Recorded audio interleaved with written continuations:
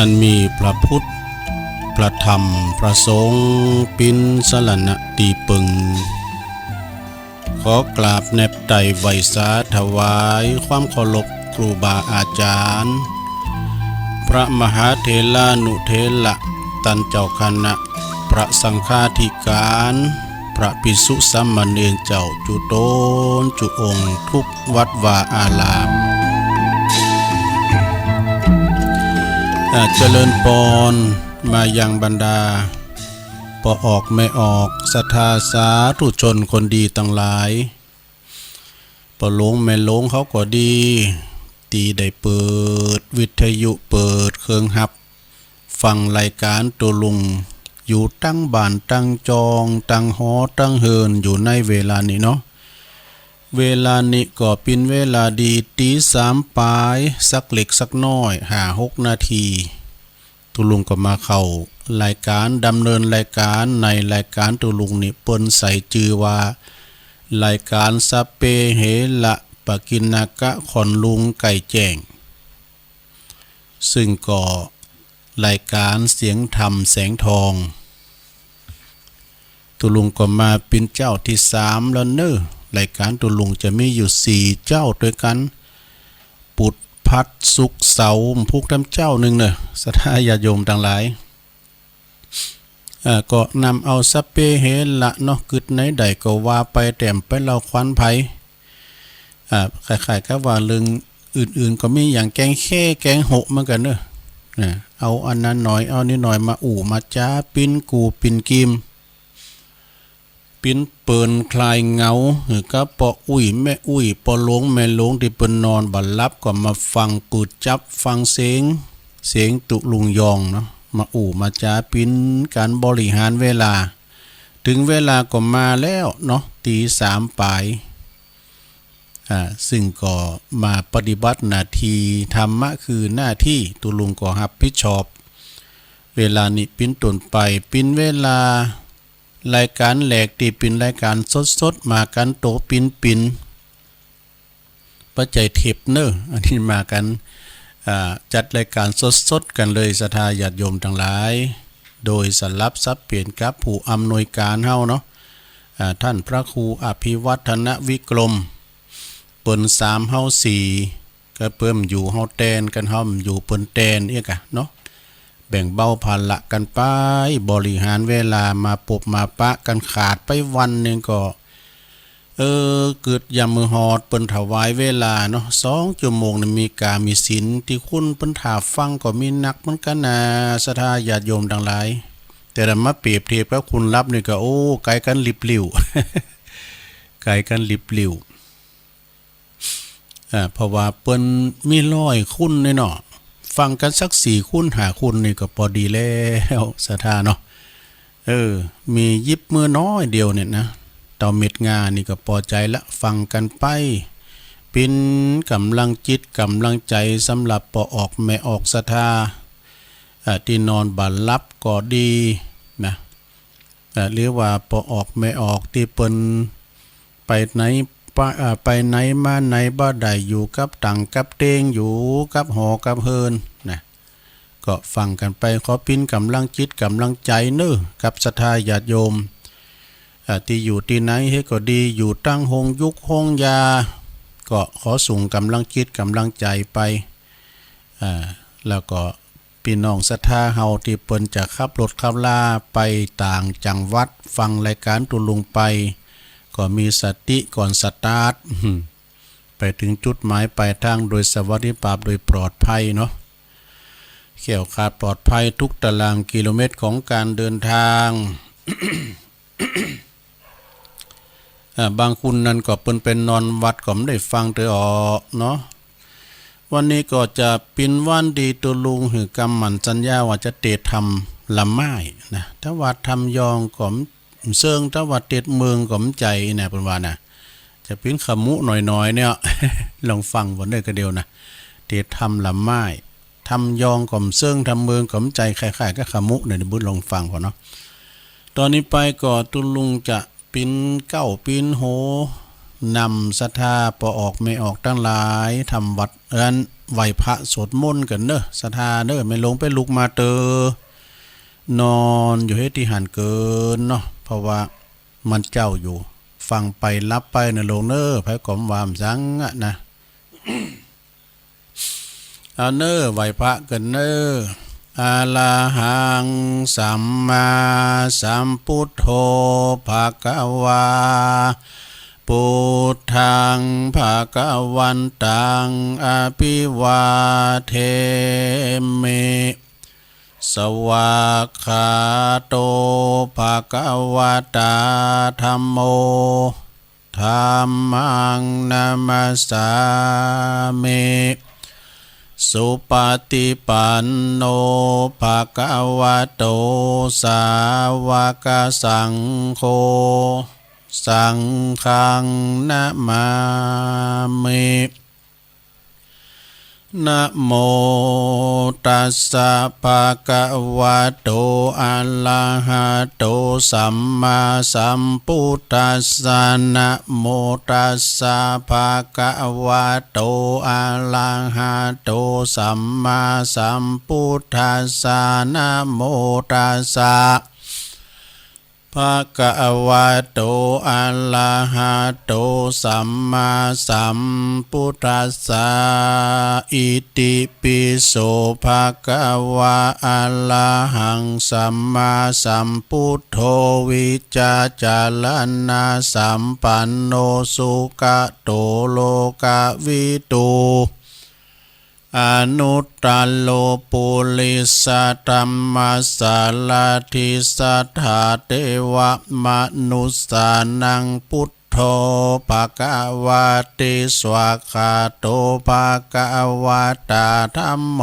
สันติติโกอาคาลิโกเอหิปัสสิโกโอปันนยิโกปัจจตังเวทิตาโปวินโยหิติสุปฏิปันโนภะคะวะโตสาวกสังโฆอุจุปฏิปันโนภะคะวะโตสาวกสังโฆยายาปฏิปันโนภะคะวะโตสาวกสังโฆสามิจิปฏิปันโนภะคะวะโตสาวกสังโฆยะติตังจัตตาลิปุลิสายุคานิอัฏฐปุลิสาปุคลาเอสะภะคะวะโตสาวกสังโฆอาหุนายโยปาหุนายโยตักขินายโยอัญจลิกาลนิโยอนุตตลังปุญญเขตังโลกัสสาติจะยันโตโปธิยามูเลสักกายานังนันทิวัตตานโนเอวังตวังวิจัยโยโหหิจยสุจยมังคะเลอัปปัลลาจิตตปันลังเกสีเสปะทะวิโปคะเลอภิเสเกสัปปะพุทธานังอังกัปปะโตปะโมทาติสุนักกะตังสุมังกะลังสุปะปะตังสุโหติตังสุขันโนสุโมโหโตจะสุยิทังพลัมมะจาลิสุ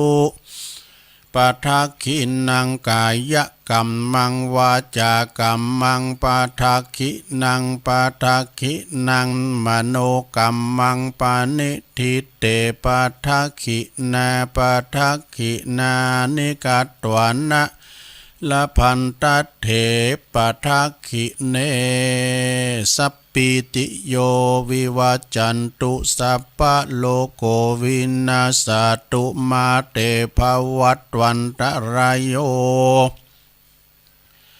สุขีติกายุโกภาวะอภิวาตานาสิลิสันนิจังวุตตาปัจจายโนจัตตารโอธรรมวาตันติอายุวันโนสุขังปะลังเอาละศรัทธาญาติโยมทั้งหลาย ตุลุงก็ปินตนนำสวดมนต์ไหวพระโจไปศรัทธาญาติโยมทั้งหลายก็ขอกุณพระติตไลรัตนะผ่านแผ่วพระแก้วเจ้าตั้ง3ประการจุนได้มาปกป้องคุ้มครองรักษาครูบาอาจารย์พระมหาเถรานุเถระพระภิกษุสามเณรเจ้าจุโตนจุองค์ทุกวัดวาอารามได้มีสลีที่คาอายุมันยืนยาวเนาะอยู่กัมจูปูจาวรพุทธศาสนาไปเหิงเมินนานเนาะอยู่จนถึงยาวจีวังเผยแผ่สัจธรรมคำสอนของพระสัมมาสัมพุทธเจ้าปินเนอร์นาบุญสตายึดเหนี่ยวจิตใจหือเปิ้นได้กลับได้ไหว มีสุขภาพพลานามัยสมบูรณ์แข็งแรงเนาะหน้าแดงแสงเหอพอออกสถาก็เหมือนกันเนอะตั้งไก่คืนถึงไหนใจถึงหันเนาะนี่ฟังกันไปศรัทธาแก่งอมแก่เงากันไปนะจะได้ชื่อฟังตื่นมาก็ฟังเถอะเนาะศรัทธาสุสังละพะเตปัญญังฟังโดยดียอมเกิดปัญญาเนาะปัญญาเกิดจากการฟังก็ฟังไปครูบาอาจารย์ประวัติจะเป็นฆราวาสญาติโยมเปิ้นมาธรรมะมามาจาเทศน้ำเทศธรรมก็ฟังกันไปนะการฟังนั้นมีหลายอย่างฟังกบฟังกับนี่ฟังเก็บมีหลายฟังด้วยกันเนาะอย่างอาตมาตุลุงมานี่ก็ตั้งจิตตั้งใจทำการบ้านมาพองเสาะหาข้อมูลเวลาหมดรายการตุลุงจะว่าวันเสาร์จบไปเนาะวันติดวันจันทร์วันการตุลุงก็เสาะหาข้อมูลเนาะที่จะเอามามาจ้าพอมันมีกำตึกอยู่ตึงมือตึงวันก็ได้รับความเมตตาจากหลวงพ่อบุญปันเนาะ แม่อัมพรก็เนี่ยเปิ้นส่งธรรมมาแล้วก็เอานั้นหน่อยนี่หน่อยมามาจาก็จะไปได้ลืมเนี่ยวันที่19สิงหาเนี่ยก็จะเป็นครบรอบวันเกิดของหลวงพ่อบุญปันนะในวัยเขาเปิ้นก็จะครบ89ปีศรัทธาญาติโยม89ปีถ้าว่าเปิ้นเตียวต่างชีวิตเหมือนการเดินทางเรือนร่างเหมือนกับที่อยู่อาศัยหลวงพ่อบุญปันเตียวมาได้อยู่89กิโลล่ะนะจะครบวันที่19เนี่ยศรัทธาญาติโยมเนาะ ฉะนั้นก็ไปมุทิตาจิตตุลุงในฐานะตุลูกตุล้านก็ขออำนวยอวยโจกหลวงปู่หลวงปอบุญปานเนี่ยมีสุขภาพพลานามัยสมบูรณ์แข็งแรงเนอชั้นเขาลำชั้นน้ำลุง ได้อยู่กัมจูปูจาวรพุทธศาสนาอยู่กับลูกศิษย์ลูกหาเป็นลมโพลมไส้ของลูกตุหลานไปเองกันเนาะโอ้ขอหลวงปอมีสุขภาพพลานามัยสมบูรณ์แข็งแรงเนาะในวัย89ปีจะครบ19วัน19สิงหาเนาะวันนี้ก็เป็นวันโจกวันใจได้ศรัทธาได้หลงนานเปิ่นบอกว่าวันนี้เป็นวันเศรษฐี16วันเนี่ย โจกไผมันเนอะ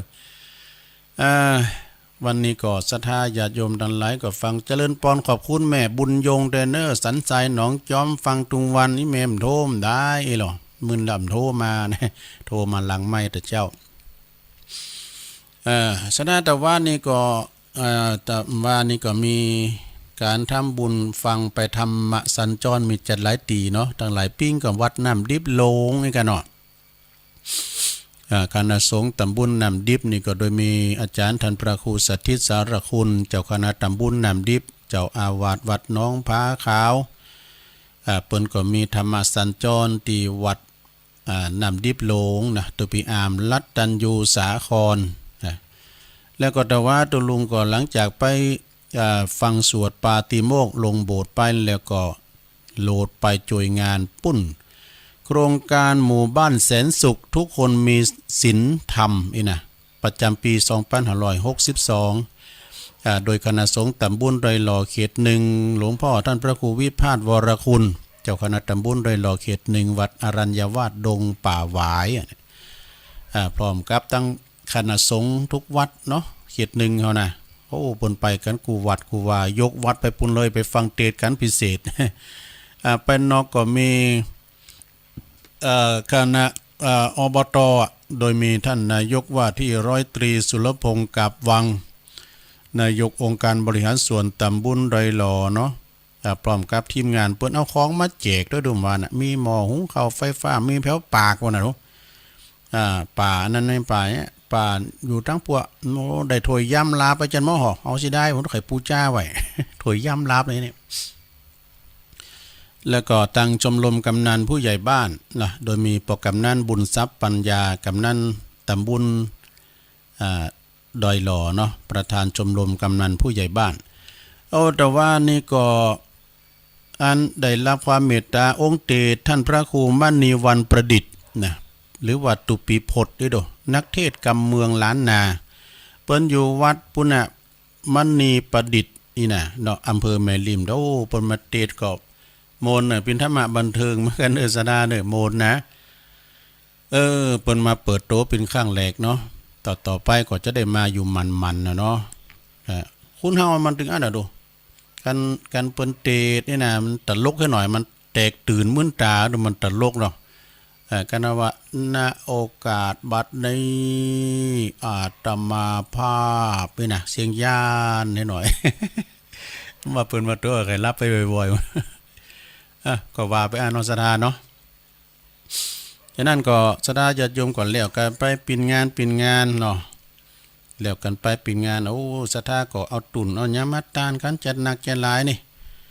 แต่ละวัดแต่ละว่าก็ต้องขอบคุณเนาะเป็นในนามตัวแทนเจ้าภาพโดยมีท่านพระอธิการพงศกรกัลยาณธรรมโมตุปีน้องเฮานะท่านประธานอปต.ก็ท่านพระครูสุมเมธธรรมเสวี อาจารย์พระครูเป็นกรมมานะแล้วก็พี่น้องตั้งพอหลงบ้านเขาเปิ้นปิ้นกันเนี่ยพอหลงหล่าเขาวีรพงศ์ผู้ช่วยแปลงก็เอารถมาส่งตะลุงถึงบุญดอยก็ขอขอบคุณมาในโอกาสที่นี้ตัวเนาะศรัทธาญาติโยมตอนนี้ไปก็บ่ฮึกเป็นการเสียเวลาเนาะตะลุงจะว่าทำกันว่าทำยองก่อนตามที่สัญญาไว้แล้ววันพุธนี่ก็จะเป็นทำบรรยายอย่างนั้นนะวันพุธนี่จะเมา2ผูกวันนี้ก็เป็นธรรมของหลวงพ่อบุญปันเหมือนกันเปิ้นก็สูงมาตุลุงไปก็เตะกันไปซะได้เนาะคำว่านี่มันตุลุงมันคุณบ่ไข่ก็ได้แล้วมันก็ซ้ำเตก็กำมันตึกก็ทำมาเตะพองเนาะเตะทำละไม้เอาพอจานมื้อไหนพี่นันซักมาขอมารัตนากรรมนิปานังเยนะกัลลังลัมมังเยนะกาไสยังปันดิโตตังโนมากังอุติสิตุงธรรมมุตตะมังปัจจังอาราธานังกาโลมะ พุกเอาพรหมาจโลกาเนอะ เอาศรัทธาฟังไปไหวไปแล้วก็รับไปเนอะตุลุงจะเตรียมทำก่อนทำละไม้ทำก็เกิดแก่เจ็บตายแหละการทำบุญนะ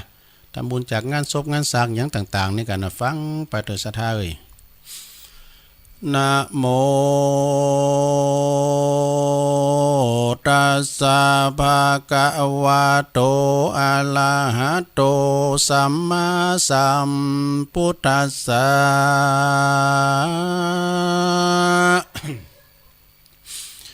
อุ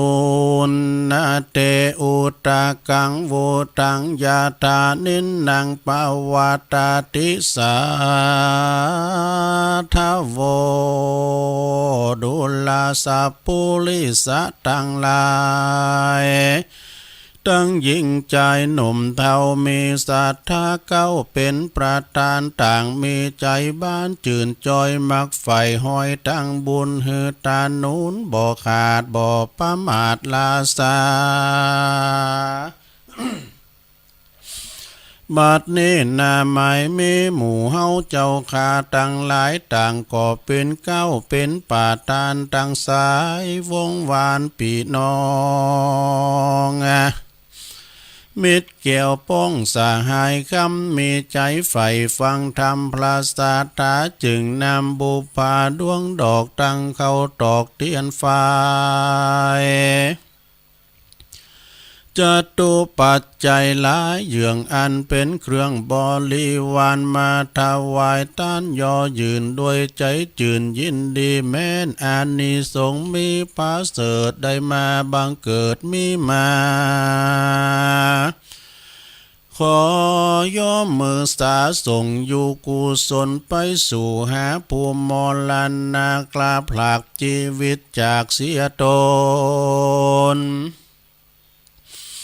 ขอกุศลนะเยืองนี้อย่าได้ปะจุงได้ไปหลอดตีดังไม้แก่ผู้ตายเตียงแต่แด่เตออนิจจาวัฏสังขาราอันว่าสังขารตั้งหลายนี่นะมันบ่เตียงรู้ความเงียงไปมาสัพเพสัตตามวลหมู่อันเกิดมาสู่โลกในโลกยอมอาโภคแพ้พานมีอันนันหลายและมีกูเงสาตานกำป้าปันจ่องห้อยยอมกาดก้อยเป็นผีบ่มีไปหนีพ้นจากตั้งทุกอยากลำมาตั้งทุกอยากกลาผากวำวายแม้นจักมีสัมปติหลายมากกว้างก็บ่บาเบาว่าจักเป็นเจ้าจ้างกษัตริย์ตาคนอนาถาอยากไล่ก็บ่อาจเว้นใดตั้งตายตันต่างลายเฮยมวลหมู่อันนั่งหรือวันนอนอยู่ฟังธรรมจงดาจำเมียดมันกึดที่สันถึงสังขารจักเป็นการบอกลาวเตือนตัวเก่ายามวันการนิ่งหันบ่อเหือดถึงการเกิดแก่เป็นไม้เกิดแก่เจ็บตายด้วยมาลู่พิจารณาดังนี้หากแม่นตีกองทำกันว่ากรรมมานำมาหลอดก่อตัวจักงามมวยหมอดเป็นผีหรือพายาดไม่ป่วยคายก็บ่อาจเว้นใดยาตั้งตายตาใจก็บ่ควรควายหน่วงคอนก็บ่ลุ่มล้อนมองผ่านหรือสายวงวานปีน้องคนเกี่ยวข้องกับเล่ากรรมมาเอาอับตำอาจจะได้ความหน้ามอลานนาก็บ่ตกขาอ่าวมาย้อนว่าเรานี่ใส่ลูกขวาดลูกกันนิ่งอยู่เป็นไม้เถิงเกิดแก่เจ็บตายปาดปรากบ่พ้นจากโลกีผู้ใดการนิ่งมีดังนี้นักปราชญ์เก่าจี้ใครจะว่าผู้นั้นนาภาเสดปาเกิดสดสดีและนา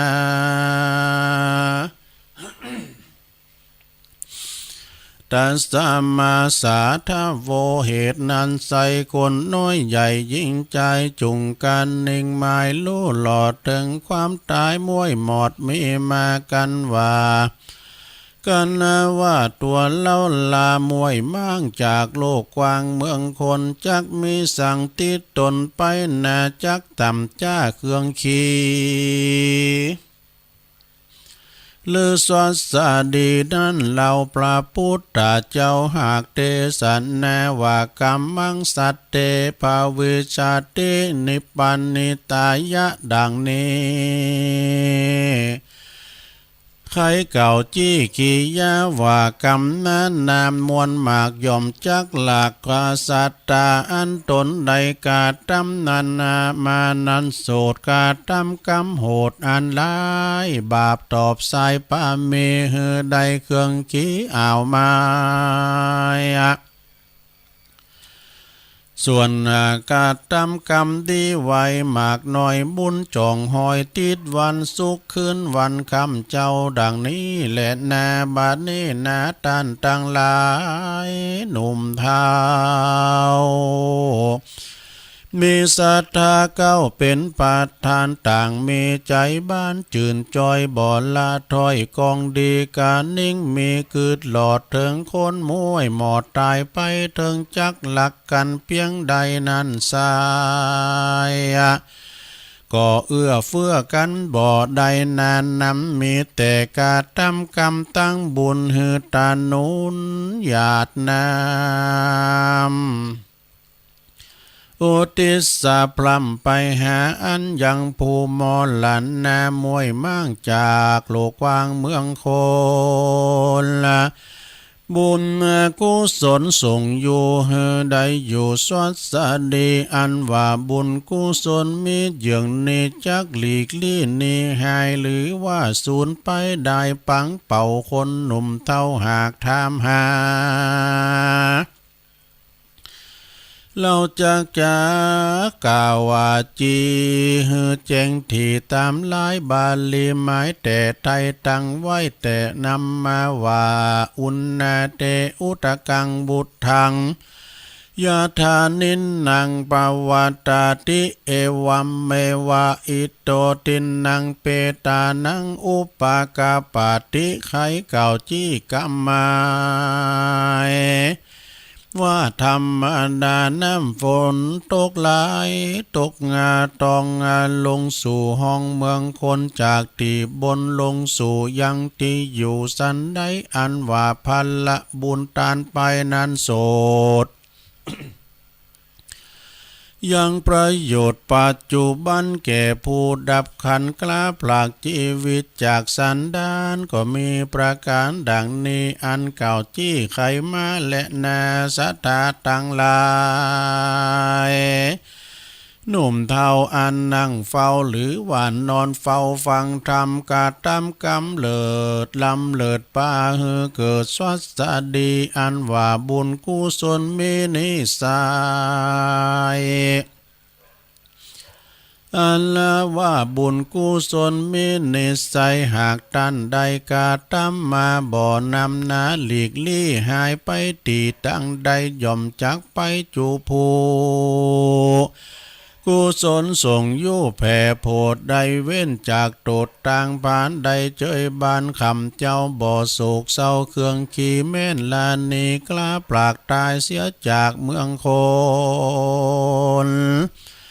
ย่อมเอาตนไปเกิดตีประเสริฐกาเสมใจดังปราดไขยะแต่ใต้จากกล่าวไว้นำมาว่าเอวังว่าตันติยาตินังเยโหนติอนุกัมปติ สุจิปันนิตังกาเลนะกัปปิยังปปาจานปานาโปจันนังดังนี้อันว่าคนผู้ใดนะหนุ่มเทามีใจบ่เศร้าเจยบานใดหือตานข้าวน้ำว่าทุพรำปัจจัยยาติกาดอันตายไปกลอยกลาดหลังน้ำหยาดไปหาอีตังยาอีตังเมยาตินังโหติสุขิตายาตโย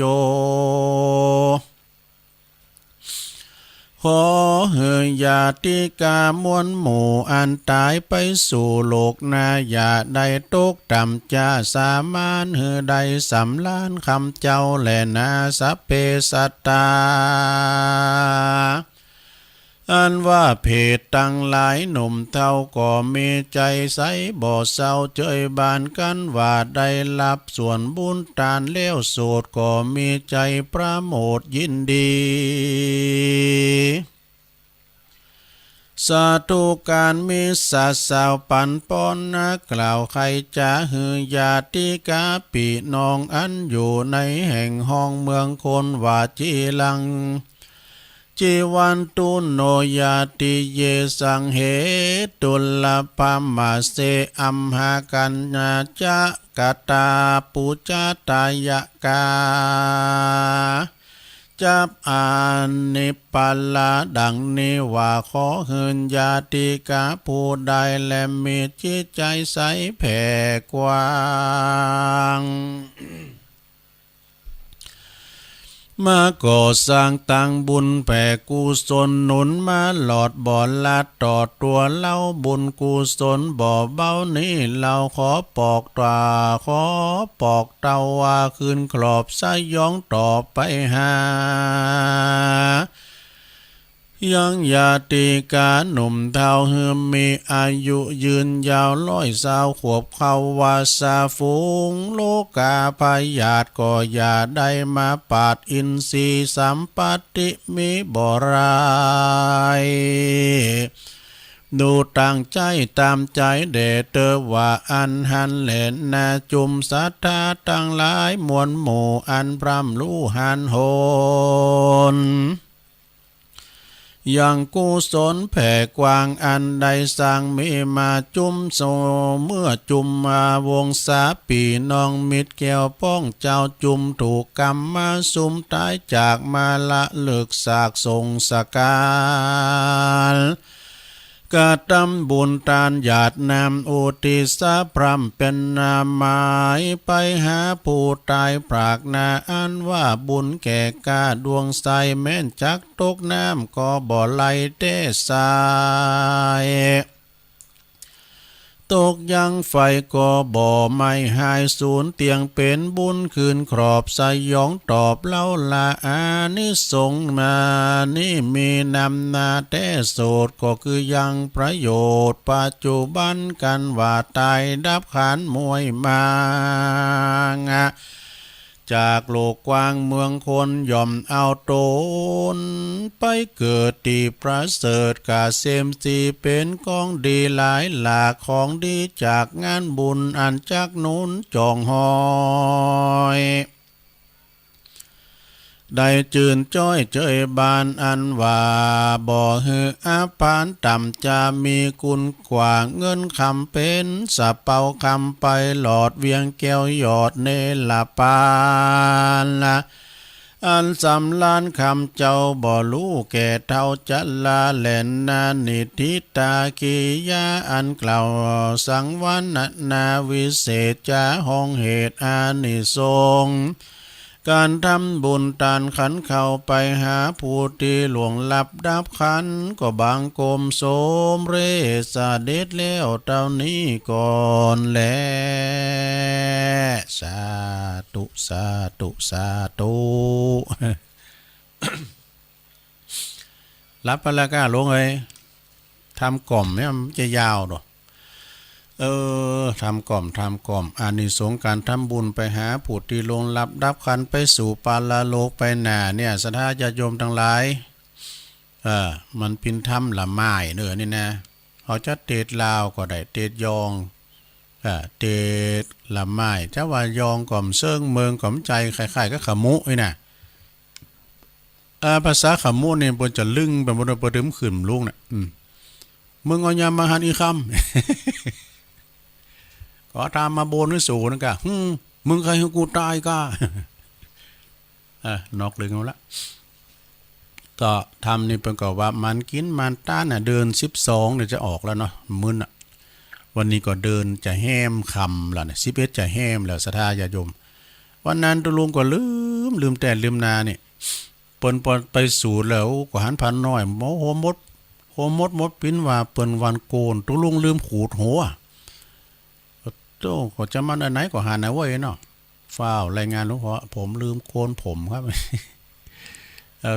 อันหลังจากสวดมนต์เนี่ย7 โมงปลายมาขูดหัวดูไม่ขี้ลืมเหมือนกันเนอะ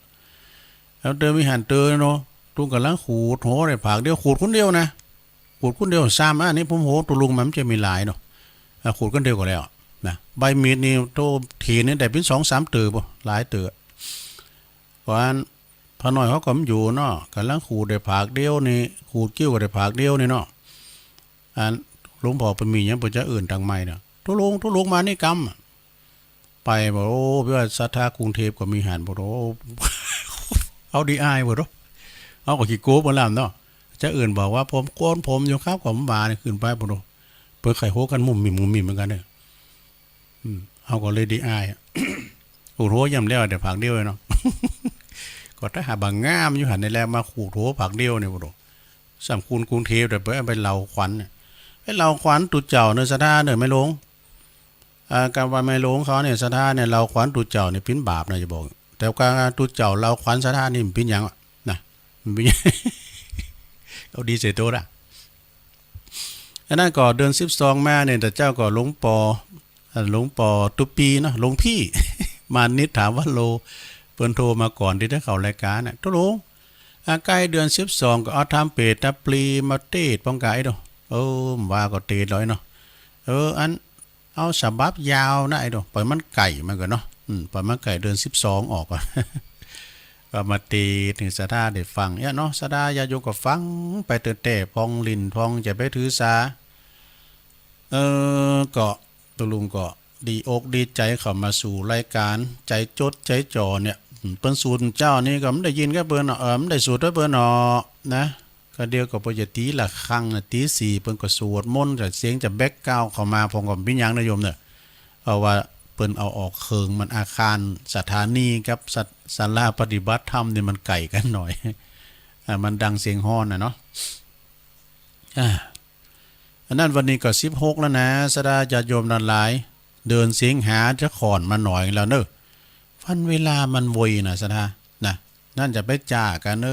ลุกขึ้นมาล้างหน้าล้างตาไหวพระฟังธรรมเก่าจ้า10จ้านี่อย่างท่านมหาประสิทธิ์เปิ้นว่าเนาะเก่าจ้า10จ้าจะไปจ้าอย่างห้อย เก่าฝอย10ฝอยให้มีประโยชน์เก่าโค10โคจะไปโคในหน้าที่การงานเปิ้นหาลำดับลำดาไปเนาะอันนั้นก็ศรัทธาญาติโยมดังหลายก็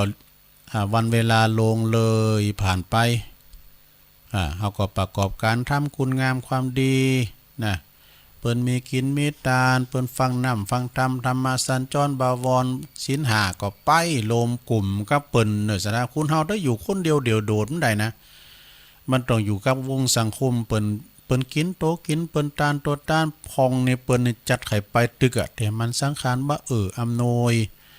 หอมเปิ้นตานเปิ้นไปเฮียก่อนปิ้นยังก็ได้บุญอยู่ศรัทธาเพราะว่าสังขารเฮามันไปมันได้ก็อยู่ทั้งบ้านทั้งจองฟังไปศรัทธาฟังน้ำฟังธรรมไปเอาไปมันได้เฮาก็หอมกินหอมตานไปลงเอ้ยเนาะหอมกินหอมตานไปเพราะว่าสังขารของคุณเฮาเนี่ยมันเป็นธรรมดาเนาะลูกก็โอยนางก็โอยเนี่ยมันก็เหมือนกันตุลุงก็เนาะเธอก็จะเป็นนางนักเฮ็ดเธอก็กินยาอีกซองนึงเนี่ยกะ ต้องเอายามันต้องมีโต๊ะจุยศรัทธาเนาะก็เอานี่มาว่าแถมกำนึงเกินศรัทธาญาติโยมทั้งหลายเปิ้นบอกว่าทำบุญทีละเล็กทีละน้อยเนี่ยศรัทธาญาติโยมทั้งหลายน้ำนี่น้ำฝนมันตกจากใจคาก็ดีเอาตุ่มอ้อมยังน้ำหม้อไปโตงว่าเนี่ยมันตกอยู่มิดไม่มีน่ะมันก็ติมภาชนะจันได้เปิ้นว่าเมื่อเก็บเงินทีละน้อยทีละน้อยก็เป็นร้อยก็เป็นพันน่ะดังเก็บบุญก็เหมือนกันเก็บบุญเฮาเก็บหลายวันก็ได้บุญหนักบุญหลายก็หลายบุญศรัทธาญาติโยมทั้งหลายจะไปประมาทบุญน้อยบุญน้อยหรือว่าบาปน้อยมันสะสมไปทีละเล็กทีละน้อยเนาะทำบาปไปตัวน้อยก็ได้บาปหนักทำบุญไปตัวน้อยก็ได้บุญเหมือนเขาเก็บเงินเก็บทองสะสมทีละเล็กทีละน้อยจากเงิน10ก็เป็นเงิน100เงินพันไปบุญก็เหมือนกันเขาเก็บถึงวันก็ได้บุญหนักบุญหลายเมื่อเก็บเงินทีละ10พอจะยิบก็เป็นหมื่นนี่ดังเก็บบุญทุกวันทุกคืนก็เป็นหมื่นก็เหมือนกับเขาสั่งบารมีศรัทธาเนาะอันนี้ก็การสะสมสั่งบารมีกันไปบารมีคุณเฮานี่มันเหมือนกันนะศรัทธาบางคุณนี่มีบุญญาบารมีบุญญาธิการเปิ้นมีมาเนาะก็ใช้เวลแต่น้อยใช้เวลแต่น้อยมาสั่งบารมีพองนี่เปิ้นศึกษาหามเห็นก็เก่งนะเพราะบุญเก่าเปิ้นสั่งไว้แล้วนะอย่างครูบาอาจารย์เปิ้นว่านะกะเห็นหยังเล็กๆน้อยๆก็ได้ไปปดโตอย่างตุลุงกว่าจะได้สูตรมาแต่ละบทนั่นโรมจะเลืองง่ายแล้วเนี่ยเอาเถอะลุงม่ามเจ้าก็ตรงถึงมันได้กำปากนี่นะ แล้วทั้งอย่างหนึ่งคุณเฮาอยู่ในโลกใบนี้เนี่ยนะมันก็มีพองเปิ้นว่าโลกธรรม8เนาะนี่อันนี้ก็เปิ้นก็เขียนมาทั้งอย่างว่ามุมใดมีแสงนะมุมใดมีแสงอีกมุมหนึ่งจะต้องมีเงามีแสงที่ไหนก็มีเงาด้วยกันแล้วเฮาลองบีบก้มเนาะบีบก้ม2ก้มนะบีบก้มบีบไปนะมันถึงมีเงาเนาะ มันถึงมีเงาก็คือหมายความว่าการมีชุมชนที่ไหนมันก็จะมีมีเราควันนินทากันนะถ้าใครหู้ข่าวสารอย่างต่างๆนี่นะไปล้านเหล่ากำหนึ่งขี้เหล่าเปิ้นตะอู่กันเนาะนะไปกาดกำหนึ่งเปิ้นตะอู่ตะจ้ากันนะเนี่ยเปิ้นนึกว่ามุมใดมีแสงมุมนั้นจะต้องมีเงาตีใดมีคุณมีคนชื่นชมเราณที่นั้นก็ย่อมมีคุณเกลียดชังเราเช่นกันนี่มันเป็นอย่างนี้หรอนะไผจะมาสอบเฮาตลอดเวลาวันหนึ่งเปิดกดตึงจะอ่านจับเขาเราควันนินทาไว้นะเราควันนินทามันจะมี2อย่างนะอย่างหลวงพ่อเปิ้นเตดวันนั้นน่ะเนาะเปิ้นเตดว่าเสนามาคิกาเนี่ยเสนาอามาตย์เปิ้นเอาหน่วยนั่นก่อนนี่หน่วยหมากนี่มันคุ้มว่ะใช่ป่ะหน่วยหมากนี่มันคุ้มแล้วก็อันตันเจ้าพญาพ่อพญาเจ้าเมืองเปิ้นก็อุปพี่ว่าโอ้ยก็หมากนี่มาหวานล้ำเลือว่ะหวานหมู่เสนาอามาตย์ทั้งหลายเปิ้นก็ว่าหวานตัวคำว่าหวานนี่เปิ้นก็จะอันจะเดือดจะด่ากันก็เลยหวานตัวเปิ้น อามาตย์หนุ่มคุณนึงเขาว่าโอ้ไปหวานที่ไหนคุ้มเริ่มสังเกตเนาะซุ่มฟาดคุ้มเริ่มยังกันเนี่ยเป็นว่าเปิ้นรอใจคุณเนี่ยเปิ้นว่าไม่ยุ่งเรื่องคนไม่สนเรื่องใครไม่ใส่ใจฟังคำนินทาว่าร้ายทำจิตให้สบายทำใจให้สงบนี่ทำตัวให้หน้าเคารพแล้วชีวิตจะประสบแต่ความสุขนี่เปิ้นว่าหวั่นไหวนะคำสรรเสริญนินทาเปิ้นวันมันมาด้วยกันโลกธรรม8มีลาภแล้วก็มีฉาอำใจสุมาเด้อ มันจังเอี้ยนี่ เอาอีเมลงไข่ลับแล้วมันตื่นตามั่มได้มีลาภเสริมลาภนี่มีลาภสักการวันนั้นเราสถาหันข่าวขี่ยาเปิ้นถูกรางวัลที่1 12 ล้านได้ปีเดียวดูเจ้าหมูเปิ้นลังเนาะได้ปีเดียว12 ล้านนี่นะเนี่ยเงินคำกำเกี่ยวนี่กันไผได้มาบริหารจางนี่นะโอ้กินแอลนี่นะเงินคำมันหาเข็มนะสถานเดียวเนี่ยเนาะเงินเขาของเงินคำหาเข็มก็เก็บเม็ดไว้ดีๆเนอะจำพองมันอันนี้การได้เงินได้ทองมาละหับจ้างสัก 2-3 วันได้เงินเต่ามาละมีกินแล้วไปแล้วนี่ ไปแล้วมันมีกินอยู่มันเต่ากระเป๋าอยู่การสตางค์เสียงแล้วเอาแล้วสหางานแล้วนะโอ้กันอย่างอี้นี่จะเป็นขี้ขาเปิ้นตลอดเด้อก็หิหามาได้ก็เก็บอ้ำไว้เนี่ยวางเปิ้นพื้นทาบ่โตขี้ติ้มเดียว ชิวมาเลยก็จะได้มันจะแวบไปหาคนอื่นบ่อย่างเนาะมีลาภก็เสริมลาภมียศก็เสริมยศเนอสดาเนอมีสรรเสริญก็มีนินทามันมาด้วยกันมีสุขก็มีทุกข์นี่อันเนี้ยมันมากูกันโลกคู่กับธรรมโลกกับธรรมนะสรรเสริญนินทามาด้วยกันเนาะ อันนั้นก็อยู่กันไปตามบทตามบาทตามไผตามมันเขาก็อยู่กันไปนะเดี๋ยวกันเนอทำบทหนึ่งเนี่ยไม่ใช่กะมีบทเดียวกันเนาะขอบคุณในไลน์เนอคุณโยมสุมาลีใจตาเปิ้นสูงมากเหตุตุลุงอ่านแล้วก็มีกรรมแถมอย่างหนึ่งเนอสะท้าเอานิมาวามกรรมก็เดียวชั่วโมงที่2ก็เอานิมาวามกรรมนะวันพุธนี้จะสอนนิทานอาจารย์ชัยทองขันจากหนองผ้าขาวเนี่ยเกมไว้นะโอ้ผมว่าตามมาวามแล้วก็ลืมเอาไม่ยิงไงกำหนึ่งกันเนาะไม่ยิงงามบนอยู่ที่ไหนไม่ยิงงามอยู่ละปูนไม่ยิงใจบุญอยู่เชียงใหม่นะไม่ยิงนี่ก็ของปิ้นไม่ยิงแต่นะหูเฮิน3 น้ำ 4หูนาทีการงานนะเปิ้นว่าแม่ยิงแม่ยังแม่กะจังก้นหัวแม่ตูดตะกัวแม่ขนโคลงล่าง แม่ย่างหมาเหาะแม่เลาะขอบหัวแม่หัวไก่ขมแม่จมบ่อแล้วแม่แก้วตันใจแม่แก้วตันใจก็เหมือนกับแม่ออกเขาเนี่ยเด้อเปิ้นหูหน้าที่การงานเฮิน3น้ำ4นะปิ้นพวกแก้วเมแสงโผแป้งเมหักโยมมาบอกว่าตุลุงเล่าเรื่องงานนี้ทำกรรมเนาะเรื่องหยังเรื่องเตโจยาโมนะโอ้วันนั้นท่านอาจารย์พระครูสังฆลักษณ์ธนอัตหาลิกาลามเปิ้นเตจัดโมนปล่อยไม่เวลาก็จะเอามาเล่าเหรอเนาะเอาปอใจทำกรรมเราเปิ้นมีหยังพองตุลุง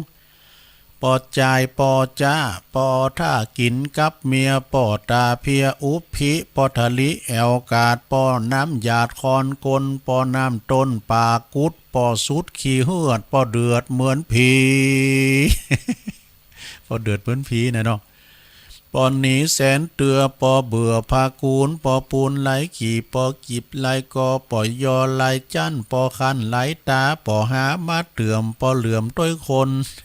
พอเหลื่อมด้วยคนก็เหมือนปอออกเขาเนี่ยเด้อพอเหลื่อมด้วยคนเลยนะปะคัดบ่แย่งกับไผนะอู่มนจ้าหวานไปวัดอู่ปิ้นนักปาดไปกาดอู่ปิ้นปอกกะแม่ขายไปแพะไปป่าก็ม้ามได้เนอะหันไม่ตายขานที่ไหนเอามาแป้งโล1เข่าดู กาปิ้นกินแกวนเนอร์อันนี้นะเขาวัดเขาว่าเหมือนกับปอออกสถาบางคุณในมั้มจางเนี่ยเอามาเกณฑ์กรรม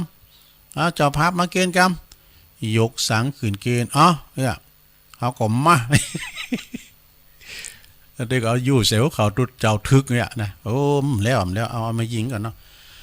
แม่ยิงงามก็ไม่ยิงหลับปูนแม่ยิงใจบุญก็ไม่ยิงเจียงใหม่แม่ยิงใจใหญ่เนี่ยแม่ยิงใจเปิ้นใหญ่ก็ไม่ยิงเมืองแพร่แม่ยิงหักแต้ก็คือแม่ยิงเจียงไฮ้แม่ยิงขี้อายก็ไม่ยิงแม่กว้านพะเยา อันนี้ว่าไปตามอันนี้นะม่วนงานสันเล่า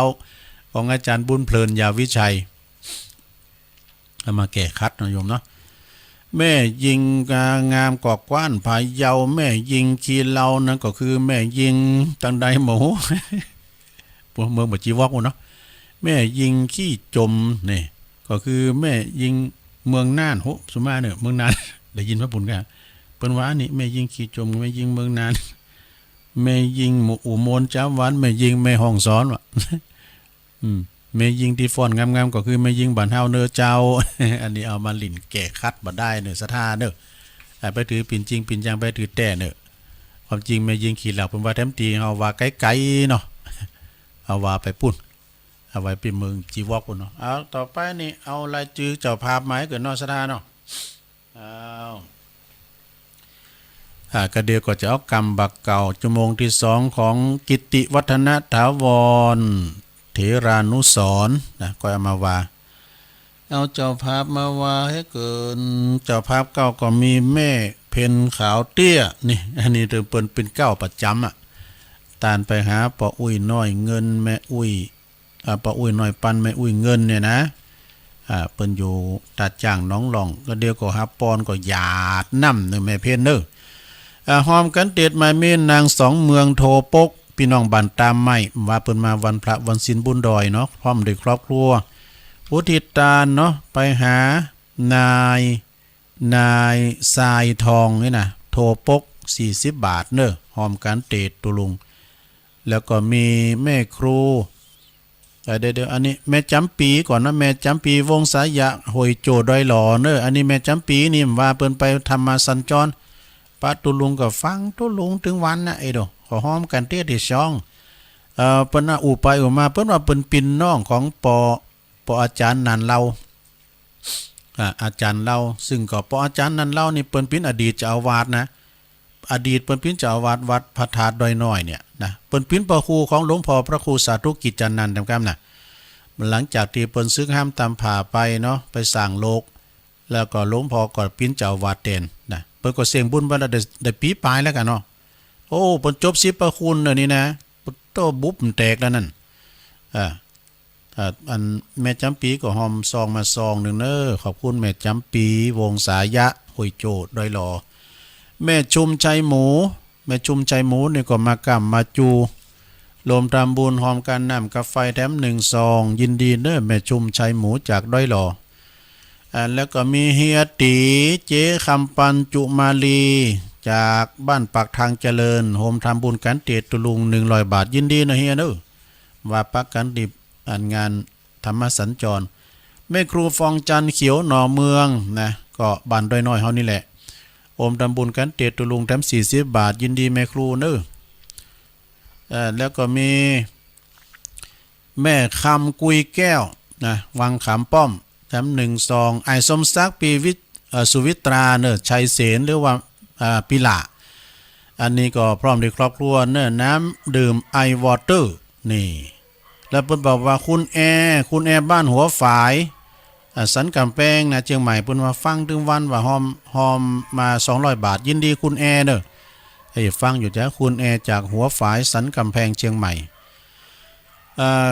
น้ำดื่มไอวอเตอร์น้ำดื่มเพื่อสุขภาพน้ำดื่มบุญนะแล้วก็มีโชกี้สุขภาพอีกเนาะแล้วก็บริษัทชิงเถียนอินเตอร์ไฟจำกัดเนี่ยไปเขียนไทยเนี่ยมันจะไปเขียนฝรั่งนะตุลุงอ่านได้แหละอินเตอร์ไฟจำกัดยินดีเนอะไอสมศักดิ์ปีวิจิตราชัยเสนอันนี้ก็รวมปิ้นจับภาพด้วยกันเอาฟอนก่อนระฆังยกที่1ดังขึ้นพี่เลี้ยงลงได้ยินเสียงระฆังอยู่กันเนนตีระฆังละตี4ละนะเอาปอนกันเนอเกี่ยวน้ำยาเนอ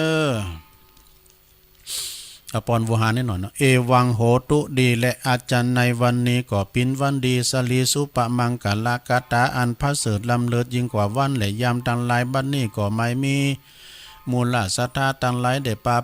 ปากันสะลงโค้งควายตกแต่งแปลงพร้อมน้อมนำมายังมาตุบุพาราจาดวงดอกเขาตอกดอกไม้พร้อมกับธรรมเทศนากีฬานะปัจจัยไตยว่าทูตตานตังหลายมากมวลฝูงนี้มาเป็นตานเปิดว่าจักอุดิตบุญกุศลอันนี้แผ่พายย้ายหลอดไปหายังจิตตดวงวิญญาณของผีแต่เก่าเนามื่นก็ดีตีฝูงเขาเจ้าตังหลายได้มรณากากาศมรณาตายไปแม่นว่าจิตจาเจแม่นว่าเขาเจ้าตังหลายได้วางจิตใจอารมณ์อะไรไปบอดจังได้ไปตกต้องวางอยู่ในระหว่างปตุจตุละอาบายได้ไปกับกายไปเกิดเป็นผีและเพศทุกขเวทนาอยู่ในเตือนตามยันนำคูหาตีในตีหนึ่งเฮก็ดีก็ขอกุศลบุญญาราศีอันนี้จุนได้ไปหลอดไปถึงแม่นว่าไปหอดเมื่อเจ้าขอปิ้นเขาง่ายไปหอดเมื่อควายขอกับกายปิ้นขอดตอนไปจุดจอดหลอดเติงยำตอนขอกับกายปิ้นเกี่ยวปิ้นแสงไปหอดยำแรงขอกับกายปิ้นแผ่นเสือแผ่นผ่าไปหอดเมื่อหลาขอปิ้นเขาติบน้ำติบผ้าแต่นาสิบประการต้นตัวเขาจอดตั้งไรได้กินได้บริโภคได้ป่นเสียจากตียักษ์ได้พรากเสียจากตีตุกได้เสวยความสุขในสัมปรายภพนั้นจุงจักมีบุญกุศลอันนี้ก็มีนักนาป้าป่านขอปิ้นผลสัตว์ตอนย้อนมาสังพิทักษ์ปกปักรักษายังมูราศาสตาตังหลายได้อยู่เย็นเป็นสุขอายุมันควันยืนมีโจกมีใจหิมากะขึ้นอยู่ก็หือมีใจไปตั้งใดก็หือมีโจกมีลาป่าแป้ขาเซิกศัตรูหมู่ม่านตังหลายเจริญไปโดยอายุวันนะสุขภาละนั่นจุงจักมีเตียงแต้ดีลียะทาวาลีวาหาปูลาปาลีปูเลนติสากะลังเอวะเมวะอิโตตินังเปตานังอุปกปติอิชิตังปะติตังตุมหังคิปัมเมวัสมิจตุสเปปุเรนตุสังกปาจันโทปนารโสยะธามณีโจติรโสยะธาโสยติธัมโมจะอายังนิทัสสิโตเปตานะปูจาจักตาอุลาลาภรัญจภิกขุนามานุปัตตินังตุมเหหิปุญญังปสุตังอานาปกันติสัพพิติโยวิวัจจันตุสัพพโลโกวินาสตุมาเตภวัตวันตรายโยสุขีติคายุโกภวะอภิวาทานาสีริสานิจังวุตตาปัจจายโนจัตตารโอธรรมาวัตันติอายุวันโนสุขังปะลัง